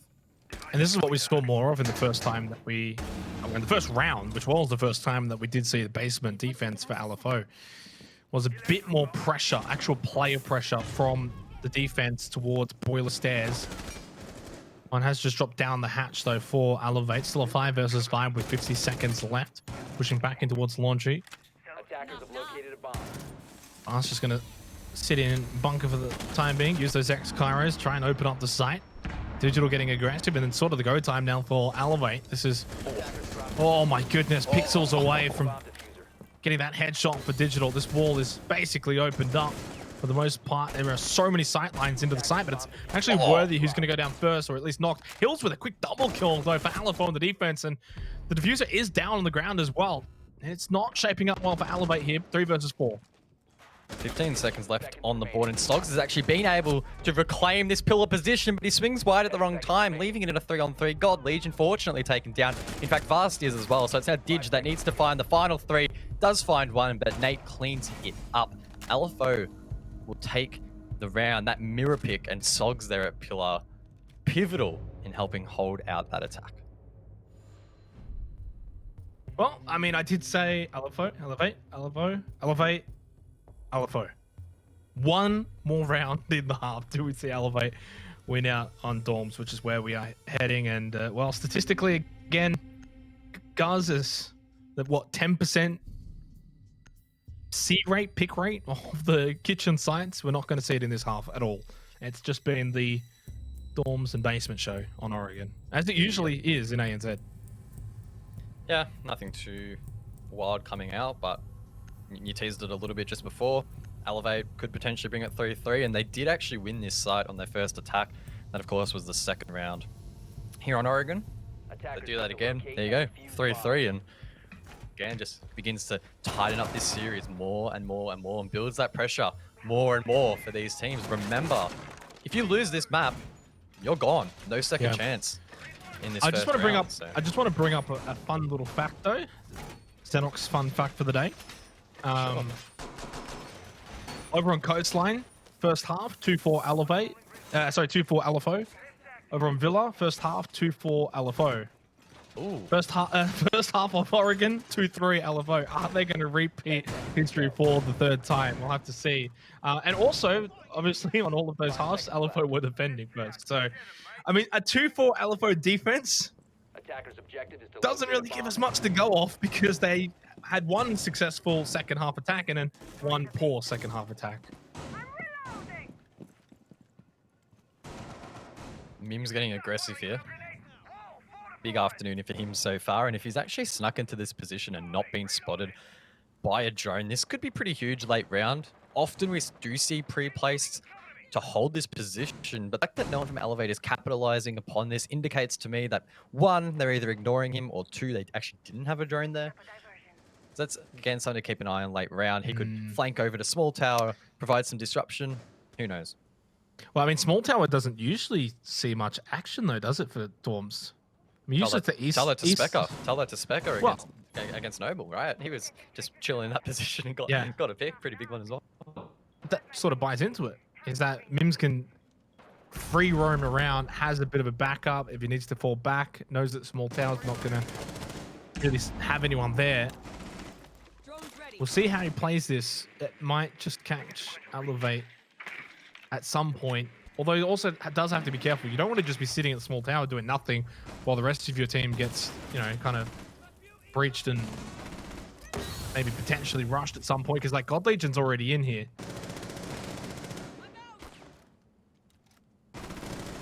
Interesting shield placement as well over towards where Nasty's located. That's to make peeking in towards games a little bit safer. And again, another piece of utility that the likes of God Legion will need to try and clear if they want to try and push through. Not even sure if God Legion is aware that it is there at the moment, but oh, good night.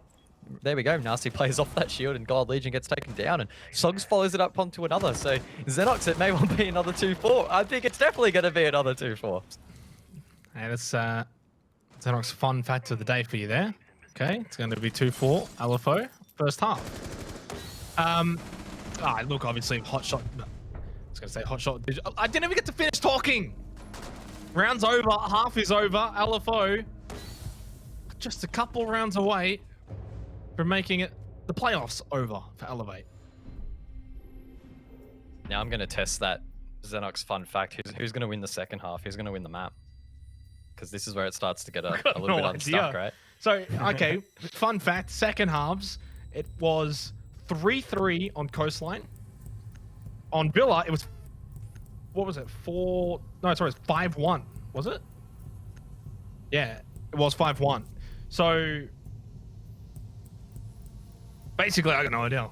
I don't know what you want from me. I don't know what you want from me. That's why I asked you the question, because I knew it wouldn't have an answer. What I will say is this first round is certainly going to be a decider. It's going to be a massive, massive factor. You win basement, you go 2-5.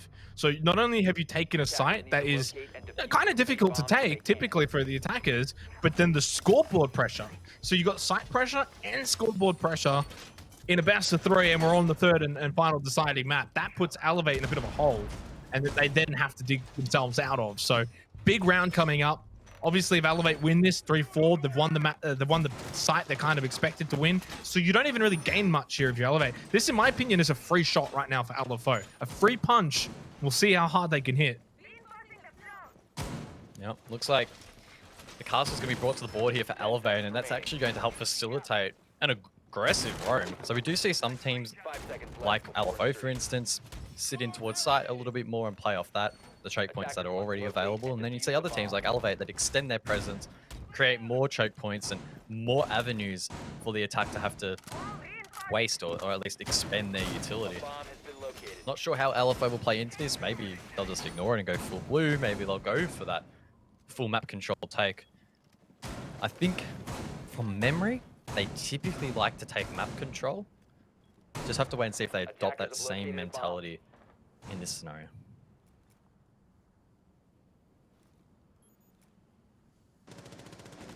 Questions are probably going to be asked if LFO do win this. Does Elevate's series here as a whole just come down to the fact that it only went to 3 maps because of a digital clash, sort of one trick? Was that the only reason why we even came to Oregon? Is that the only reason why they were able to sort of compete with LFO? So I'd like to see Elevate continue the trend that we've seen, which is doing typically well on their own defense. And that's basically what this series has been all about. Just the defense has been the biggest factor. You do well on defense, and obviously you're going to win. Goes without saying, though, LFO have never done enough where they've been able to get 5 rounds on their own defense, whereas Elevate have actually been able to do that. So the fact is, Elevate could just do 5 defensive round holds in there, and that's it, and they win. So Worthy's low, but so is Mims. It's a 1-for-1 trade in that sense, even though they're both still up. Minute and a half, 5v5.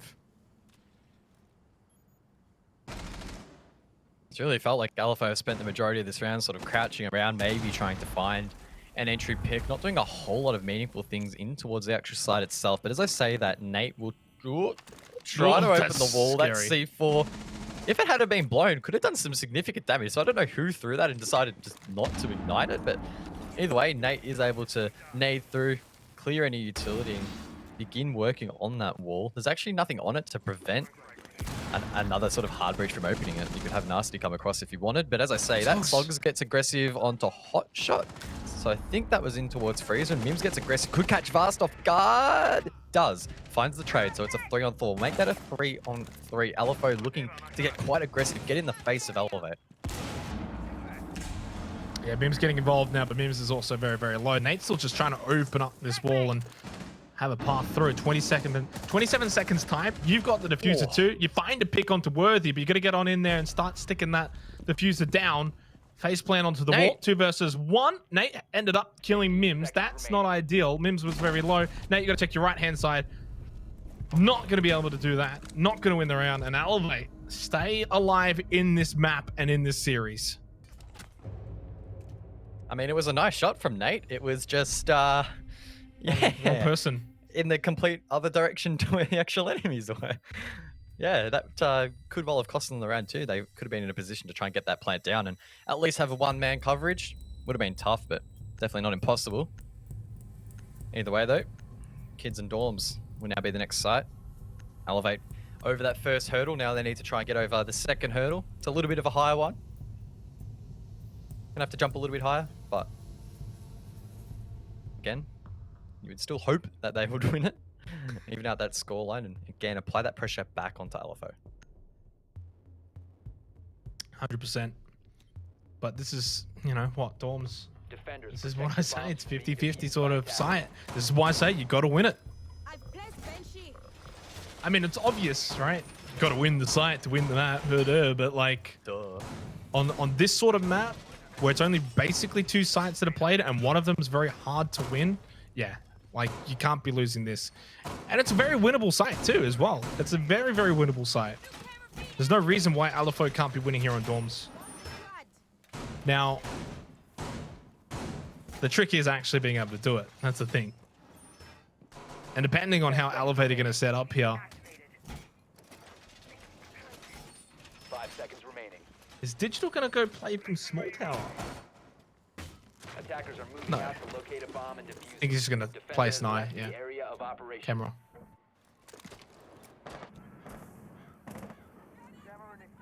Some nice intel there, gathered by Didge himself. Oh, he's gonna go run. for a run out. Does he connect the shots? He does. There's one taken out, and it's Mims as well. So yes, the Velt goes down, but that's Mims taken off the board.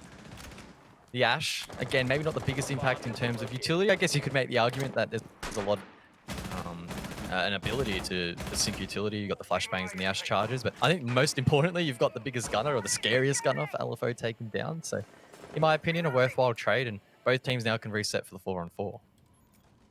And I think the other thing as well is it's not like Digital got killed in a position on a certain site or room, for instance, that you needed to clear and sort of gain access to. I mean, he just died running out, right? So obviously got Mims.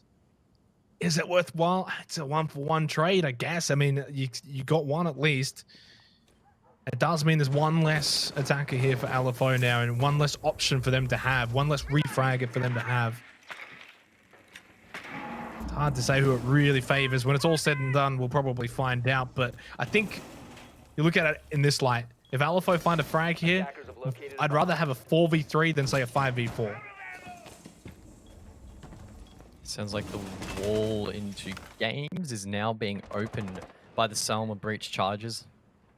Nate using those to gain an entry in towards the site. Of course, this is the most difficult part. You've done the early round, established that control in and around the objective, but actually pushing upstairs can be quite challenging. There's no disruption from below that I can see so far as well, so they might have to try and push up the stairs. Hills is getting very aggressive top white. Not sure if he'll be in a position to find a pick. There's one to his hard left again. LFO just playing patiently, getting themselves in some promising positions. God Legion, I believe, taking some damage from a nade as well, but they're not under a whole lot of pressure really to move around, and that could be challenging for LFO to counter. Reloading ammo. One thing that LFO, especially looking back over the Villa, that they kind of lacked was most likely the time situation. I was going to say with 40 seconds left, they were potentially running out of time, but a quick double from LFO onto Elevate. Worthy just forced to throw out a C4, hope and pray. Loading mag. Doesn't get the answer he was looking for. Attackers Vast are activating the diffuser. now looking the other way from Addict. He's looking onto the site and has to retake 38 seconds. And LFO are all over this one here on Dorms. They're going to go up 5-3. They're edging closer to that match point, Guz. Wow, those 2 double kills. Not exactly sure how those came about. Maybe catching the members of the defense off guard a little bit. Maybe they were a little bit too stagnant in towards site, and LFO did have the intel to aggress on those picks. Either way, they weren't traded out, and unfortunately, when you're in a 2-on-4 at dorms, it's always going to be very, very challenging. On top of that, there was a player below that then had to resurface, which got shut down on the rotate too. So it's well done by LFO. 1 round away from claiming that match point, and Elevate are going to go back upstairs. That's a huge call. Defenders, protect your bombs It from is, being but defused by attackers. like they don't have access to the basement, so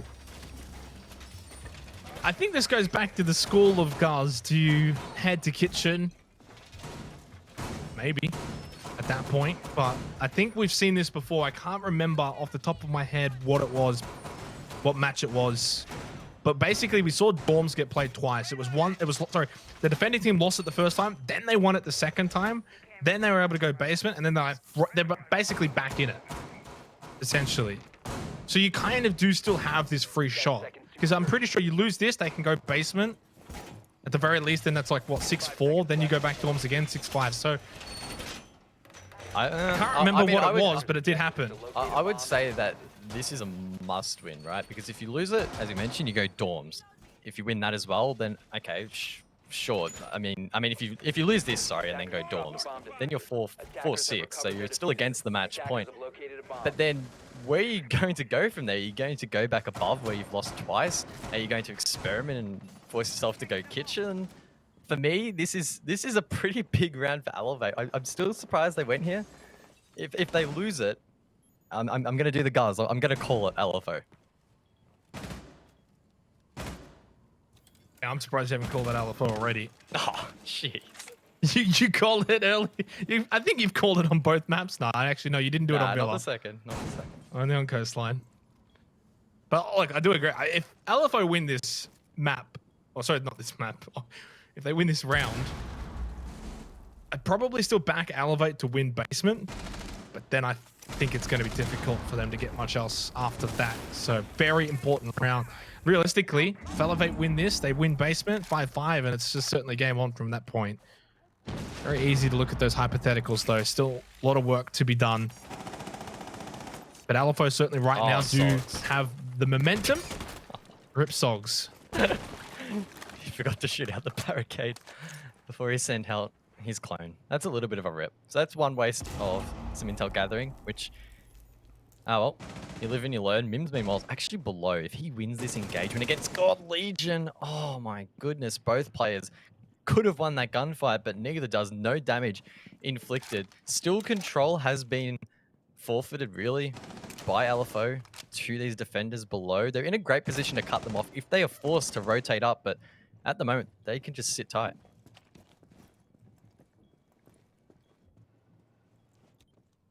One minute remaining. Elevate drops down. It's the God Legion. Mims just droned to that out as well, actually, for LFO. Worthy's still just sitting inside an attic. Will have to be dealt with at some point. Although, to be fair, the player in attic last time didn't get dealt with till the very end. Nasty opens it up in the God Legion, and LFO just keep doing LFO things, finding these frags. Elevate can't find a way in, although now finally Worthy does get one from attic. On to Nate Vast in dorms, along with Hotshot and Kids. Sort of the last line of the defense here for Elevate. Worthy still in attic, has have one on the balcony to deal with. Vast has to win this one against Mims, and does. That was a clutch one to win over in dorm. Lose that, you lose the site, you probably lose the round. 10 seconds left. Hills does catch Worthy going back through Addict. Hotshot's not going to give up this kid's position, though, and he's now forced into a 1 versus 2. 3 seconds. Nasty sticks the point. Does have Hills to cover, and Hills does not miss. Match point, series point. Wow.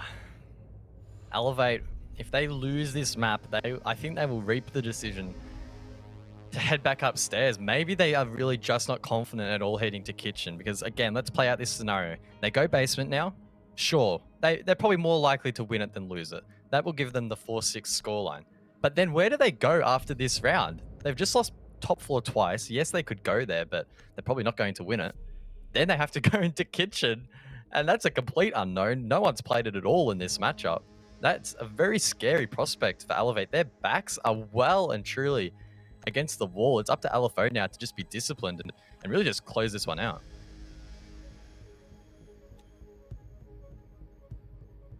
Attackers need to locate and defuse as many bombs as they can. Well, it's one of those weird situations because theoretically they should be under a bit of pressure here. It's match point, multiple match points, in fact, and multiple series point. But you're in basement on Oregon, which typically has a very high defensive win rate. So I wonder, do they maybe get lulled into a false sense of esteem here, thinking it's just going to happen for them on basement, where it hasn't really been happening for them on dorms. Fair to say that even if they do win this, it's a long, long way back for Elevate. You win basement, but then you have to win dorms, and you have to win one on kitchen, which hasn't actually been played at all so far in this matchup. So you got to go to a site that you don't even have really any intel on. Either way, it's, you look at the path for Elevate to get this to OT, and it's a really difficult path. Yeah, 100%. LFO now just need to play this smart, really. They've been playing pretty disciplined so far and playing their game, it's felt like, and there's no point changing that now. You have a significant lead that you can lean into. Again, don't be too upset if you lose this round. Still give it your all, but just maintain that confidence that has gotten you this far. Looks like LFO again will try and clear at least a little bit above, maybe try and get some control of that meeting hatch, not fully dedicate in towards blue. On the side of the defense, it looks like the roam might not be as extensive as it was previously. In fact, I believe it's only Worthy off site unless Digital is in meeting, but I do think he's below. So yeah, he's the only one roaming. So unless Worthy can come up massive, this could be huge. Is Mims entering above? No. I'm seeing all these outlines and I am getting really excited for a gunfight, but just nothing is happening. Right.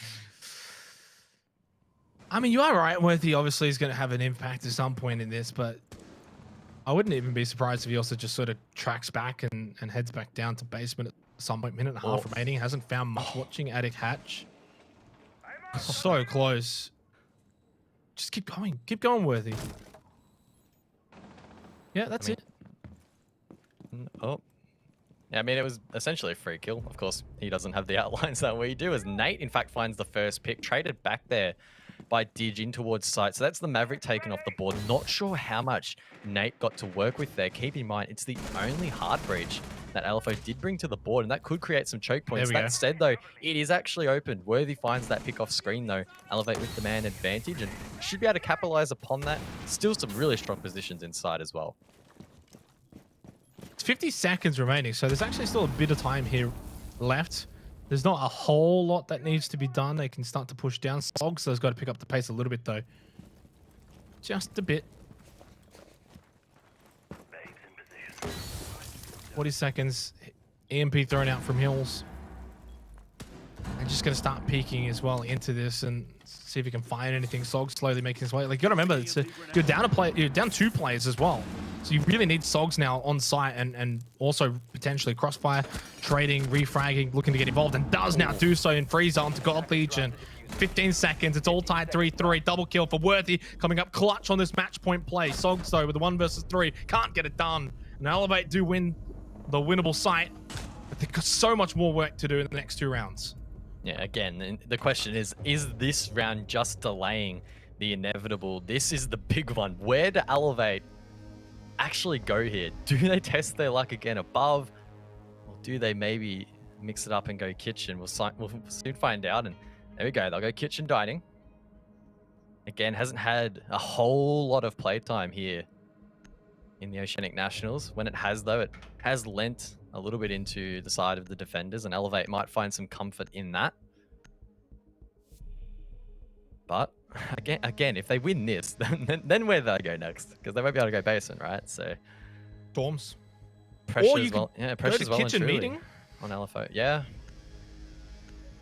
There's a lot of people that don't like kitchen and meeting, though, so I wouldn't be too surprised if we never see that. But who knows? Attackers need to locate and defuse as Elevate many need to do bombs as something. they can.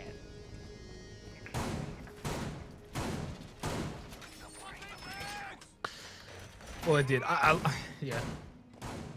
This is do or die now for Elevate, obviously, from basically the point that they got that basement win onwards for until at least overtime if they do successfully defend these next few attacks.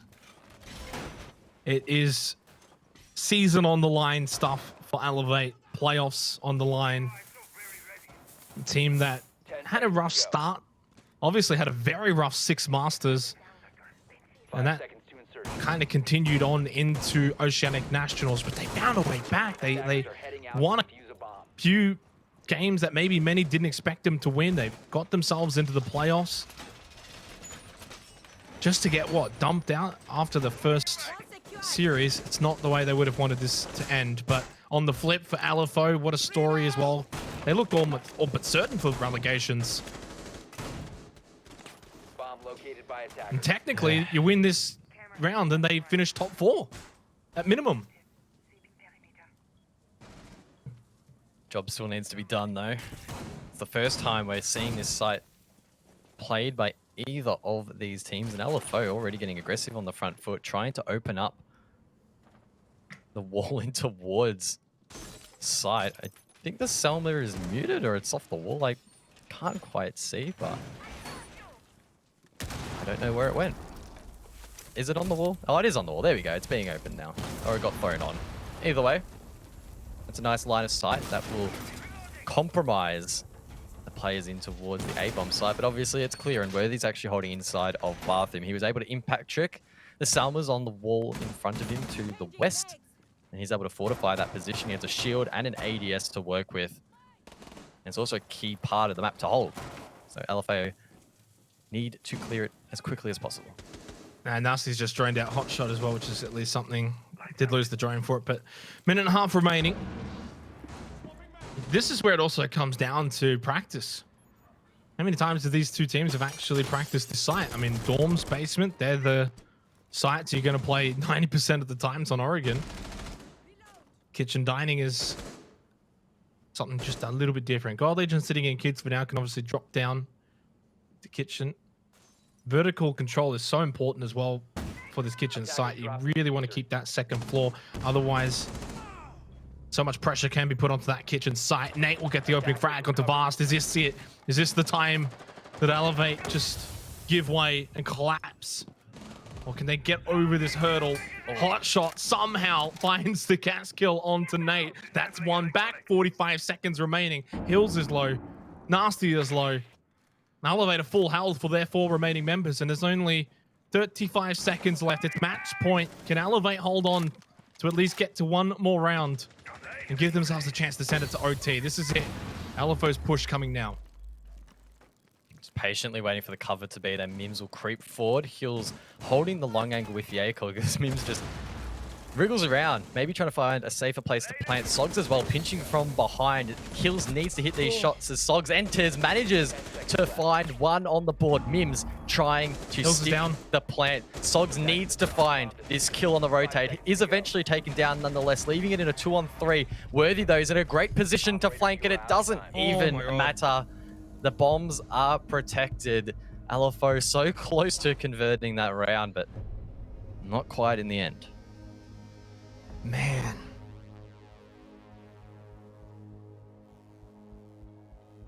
It was 6-3. It's now 6-5. And we go to the site that I've been saying all map, cuz all map I've been saying you got to win dorms. And it comes down to dorms, doesn't it? Hey, you got to win it. Now, sort of just going back here. 1, 2, 3, 4. We've seen it 5 times. Elevate have won it once. 4-1 to LFO on dorms. Staggering, really, when you think about it, that they've got to win it now. They've got to go against the odds here on a site that they have not been doing well on whatsoever so far here on this deciding map of the best of 3. Win this, you send it to OT, and maybe just the doubt creeps into LFO. Lose, it's season over.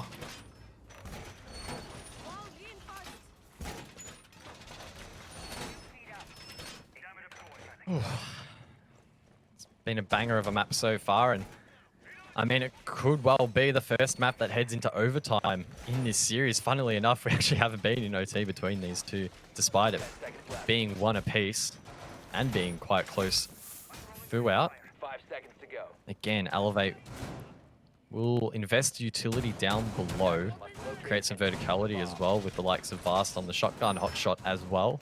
And that's all in an attempt to slow down LFO and make that final execute more challenging. And that said, though, it has had limited success so far. As you mentioned, Xenox, the win rate here for Elevate, pretty dire. So they need to come up big here if they want to keep their dream alive here. If they lose this round, they are well and truly out completely of Oceanic Nationals. The pressure's got to be mounting though for LFO. Just a wee bit, because you've lost 2 rounds in a row. You're not going to blow 3 match points, are you? Like that's got to be creeping into their minds here. I can already envision them losing a player early, going down 5-4 in favor of Elevate, and it just all goes wrong and they collapse this round. Sends it to OT, Elevate come back and win it. Or they hold strong mentally. Don't let that pressure get to them. Win this round. Oh, that's a big pick from Nate onto Worthy. I don't know how, but I thought Worthy was actually about to pick up the kill himself, and it's gone the complete other way. How he hit that? Well, that was one hell of a shot there. Gets it in a 5-on-4. Worthy, fortunately, would have already placed those Banshees down, but it is a very strong gunner taken down, which is very helpful in these late round executes. Mims also will head down below. Hill's droning as well, and this is key. If Elevate are able to hold on to this location, they could well win the round. Has he? No. I don't know. What is God Legion looking at there? Double window. Okay. He white swings this. Oh my god, we both said it at the same time. He loses it out though to Mims. God Legion went for the swing. You win that 4-on-4 with a minute left, but now you're down 3-5. It's match point, LFO, series point. They've got the numbers. Digital takes a big chunk of damage. Nate, so close to the site. The Salma Chargers opens it up. Digital, what do you do from here? Mims in dining. Hot shot, the new player, the rookie for this season, needs to come up big as well with Vast and Digital. Mims gets Dig. 2 versus 5. I don't think Elevate are going to be able to do it from here unless Hot Shot has a memorable moment. He got Sogs. Digital, of course, was finished off after being knocked, but that's going to do it, you would think. Fast in a 1 versus 4. Gives away his position. It's it. It's over. LFO. They get it done. They defeat Elevate. And we went to all 3 maps to do it. Congratulations.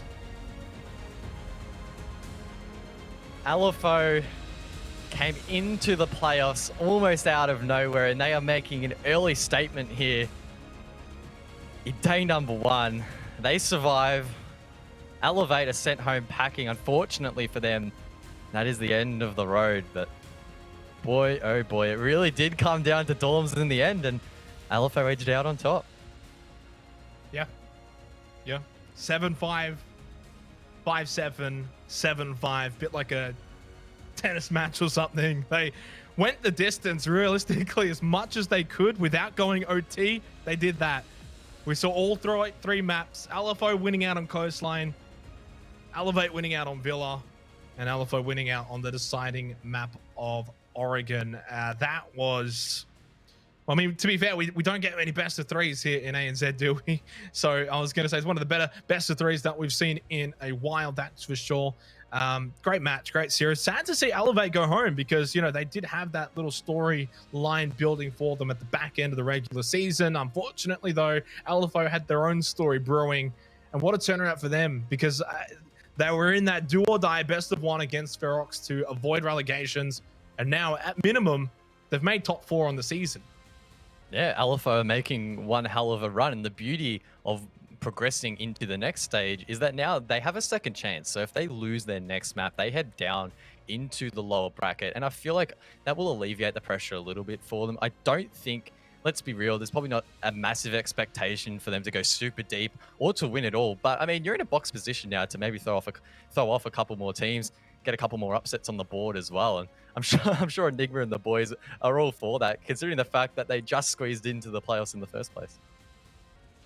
Yeah, let's get to our favorite guest to have on for these interviews as well. He'll be absolutely ecstatic with himself. Look at that little grin. Look at that little smile. Congratulations, Enigma, on the win. It certainly went the distance. I just want to ask, how were you sitting there watching it? How were you reacting? Were you nervous, or did you just think, nah, we'll win this?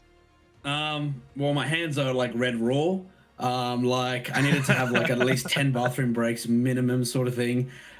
Just like watching the rounds where we're so close to winning and we're just not edging in front is like literally antagonized. I think I've got some heart palpitations going on, so that's always a good thing too, of course. Yeah, well, it was a long series. Every map, of course, nearly going into OT 7-5 on every occasion. But there was one thing that really stood out to Xenox and I.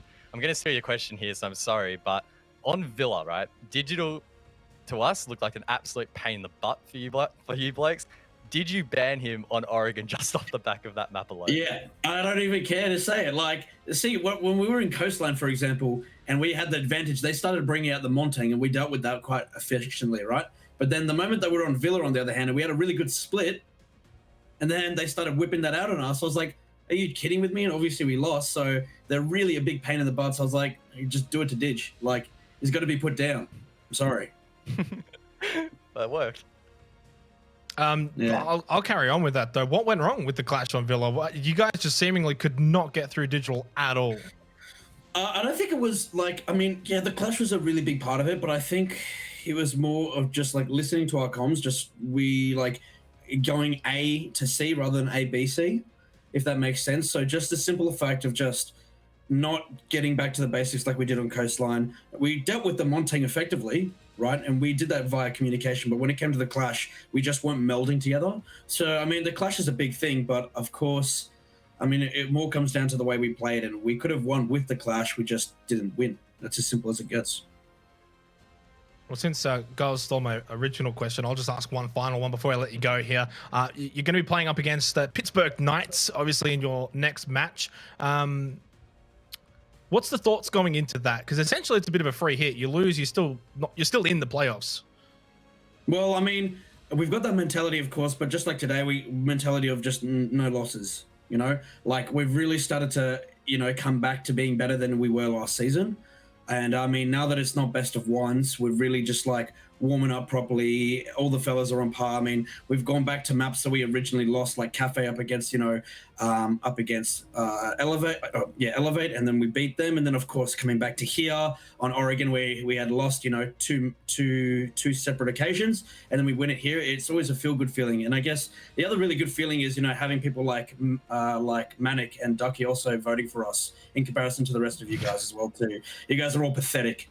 And I'm glad that you guys lost. I just want you to know that right now. Pathetic. Guys, considering that you upvoted us last week and now you just downvoted us, that's disgusting, bro. I'm calling you out especially, man. You're lucky I don't know where you live yet. Does that mean I need to vote? Do I need to vote for you against the Knights then? Because let's be honest, that's a bit... Figure it out, bro. Figure it out, man. I don't have to tell you twice, do I? Anyway, other than that, we'll see what happens tomorrow. I'm excited. The fellas pulled up tonight. Hopefully tomorrow, it's we get a nice sleep. Fresh start again tomorrow. Let's crack at it. See what we can do again. Let's go. 100%. Well, love the attitude, mate. Best of luck tomorrow. We'll see you there. Thanks, boys. Catch ya. I feel threatened now. I'm gonna vote for. I'm definitely LFO not. tomorrow. I'm definitely 100%. not voting for LFO. No way. At this point, I've voted against them like 3 weeks or something, and I think I've been wrong for 3 weeks. At this point, actually, Enigma, you should probably be happy that we keep voting against you, because as soon as we actually vote for LFO, we know what's going to happen then, don't we? Well, I mean, I voted for them against Ferox, so let's not... Come on, be careful with what you're saying out here. We don't want to throw out too many superstitions. You don't count. You don't count. Yeah, look, it's going to be a tough matchup for them, though, to be truthfully honest, against Pittsburgh Knights. It's not going to be easy. They do get at least a double chance, right? So if they... The way I kind of see this going... Yeah, I don't see them winning this one, but I could probably see them winning the next one. And that's maybe where they should probably get to at best, I reckon. I mean, that's the question, right? Who would they be versing if they lost? Would it be the loser Okami? of Okami Wildcard? So potentially Okami. Well, if you- So I don't know. It's going to be rough. There's no doubt that whatever the opponent is for LFO heading into the future, it's going to be hard. Just like Elevate was hard realistically as well. That wasn't an easy win by any stretch. So, I mean, if they can adopt that mentality of let's just win, who knows? Well, let's segue on into what else here is this interview. Unfortunately, with the losing Didge, just commiserations. Firstly, I also want to say that really was inspired by your sort of run back in the back half of the season, in the regular season. Does come to an end here, though, mate. Yeah, it sucks. I mean, I'm pretty sure we don't play again for a while, so it sucks to get out like this and lose a series where in our heads we should have definitely closed out. It shouldn't have been that hard.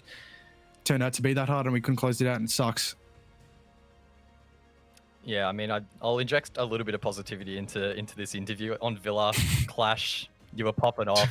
Yes, Give us sir. an insight. What makes a good clash? Because you were causing some headaches. What makes a good clash? It's just, I don't know, reading what's around you and just using that as info. It's just constant information. And you got to be careful because you can't get too complacent with your positioning and your safety. So if you see a Zof, step back, obviously, make sure someone's behind you. No, it's a combination of a lot of things. But I know like LFO are very, they can be very unpredictable and they're not structured. And so just that clash definitely helps. Just the constant information, knowing what's clear and what's not, it does help. Just Guz, just for you quickly, did you want to ask a second one? Because I did ask two in the last one. I am fair like that. I mean, yeah, sure. Looking into the future, as you mentioned, it's probably going to be a little bit of a break. What does that off season actually entail? What are you guys going to be doing to try and improve for next season? To be honest, the early stages, I don't know. I really haven't thought about it because I'm a bit stunned. I thought we were definitely going to win that game. Maybe just focusing on like teams like LFO. Like we're so confident against like literally all the other teams, but LFO, the way they play is just annoying to verse. It's unpredictable. It's not structured. Doesn't make sense, and it just hurts us because we can't read into it, and we struggle against it. So maybe working on that. Yeah, we're still a young team. It's a young roster. We'll use that off season and we'll come back strong. I feel like it was definitely a huge improvement on last season on Oceanic, but not Oceanic, sorry, Six Masters. And we're only going to improve from here on out. Just wanted to ask you one last question before I let you go, mate. The Clash ban on Oregon. Firstly, was that a surprise? Secondly, would you have actually played Clash on Oregon? I mean, not a surprise because they weren't too good at dealing with it. So it was definitely a possibility. But I mean, on Oregon, if we don't like, you can play Clash. I don't know if I would have played it. Maybe for that one dining site because it's very popular on that site. Playing the Clash with in showers. It's really hard because a lot of the time when you're trying to clear the util, you're vulnerable. So the Clash definitely helps. But I don't know. It would have been an in-game sort of thing. We would have decided then, and if we wanted to bring it or not. But yeah, it didn't really affect us. There was other stuff that really cost us on that map. Well, I mean, it's still always nice to see sort of pocket ban just for you specifically. It must feel good, but obviously as a team, as a whole, yeah, it's a bit hard to focus on those individual things. Wish you the best of luck, I guess, for the next, I don't know, weeks, months, however long the off season's going to be for you guys, and hopefully when we see you guys back, it's going to be a better version.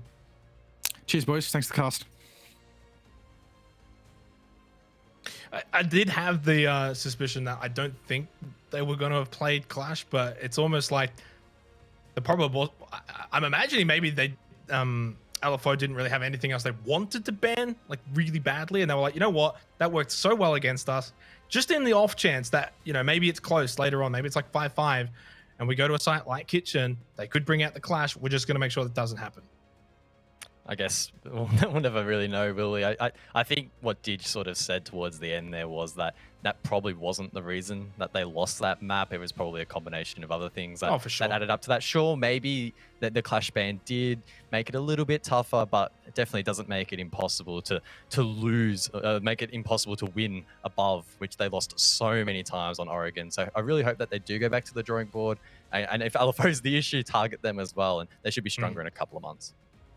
You have to be careful, of course. You focus too hard on one team and then maybe you let the other team sort of slip away. Let's go and have a look at the updated bracket, though. Of course, we are now done with 2 matches.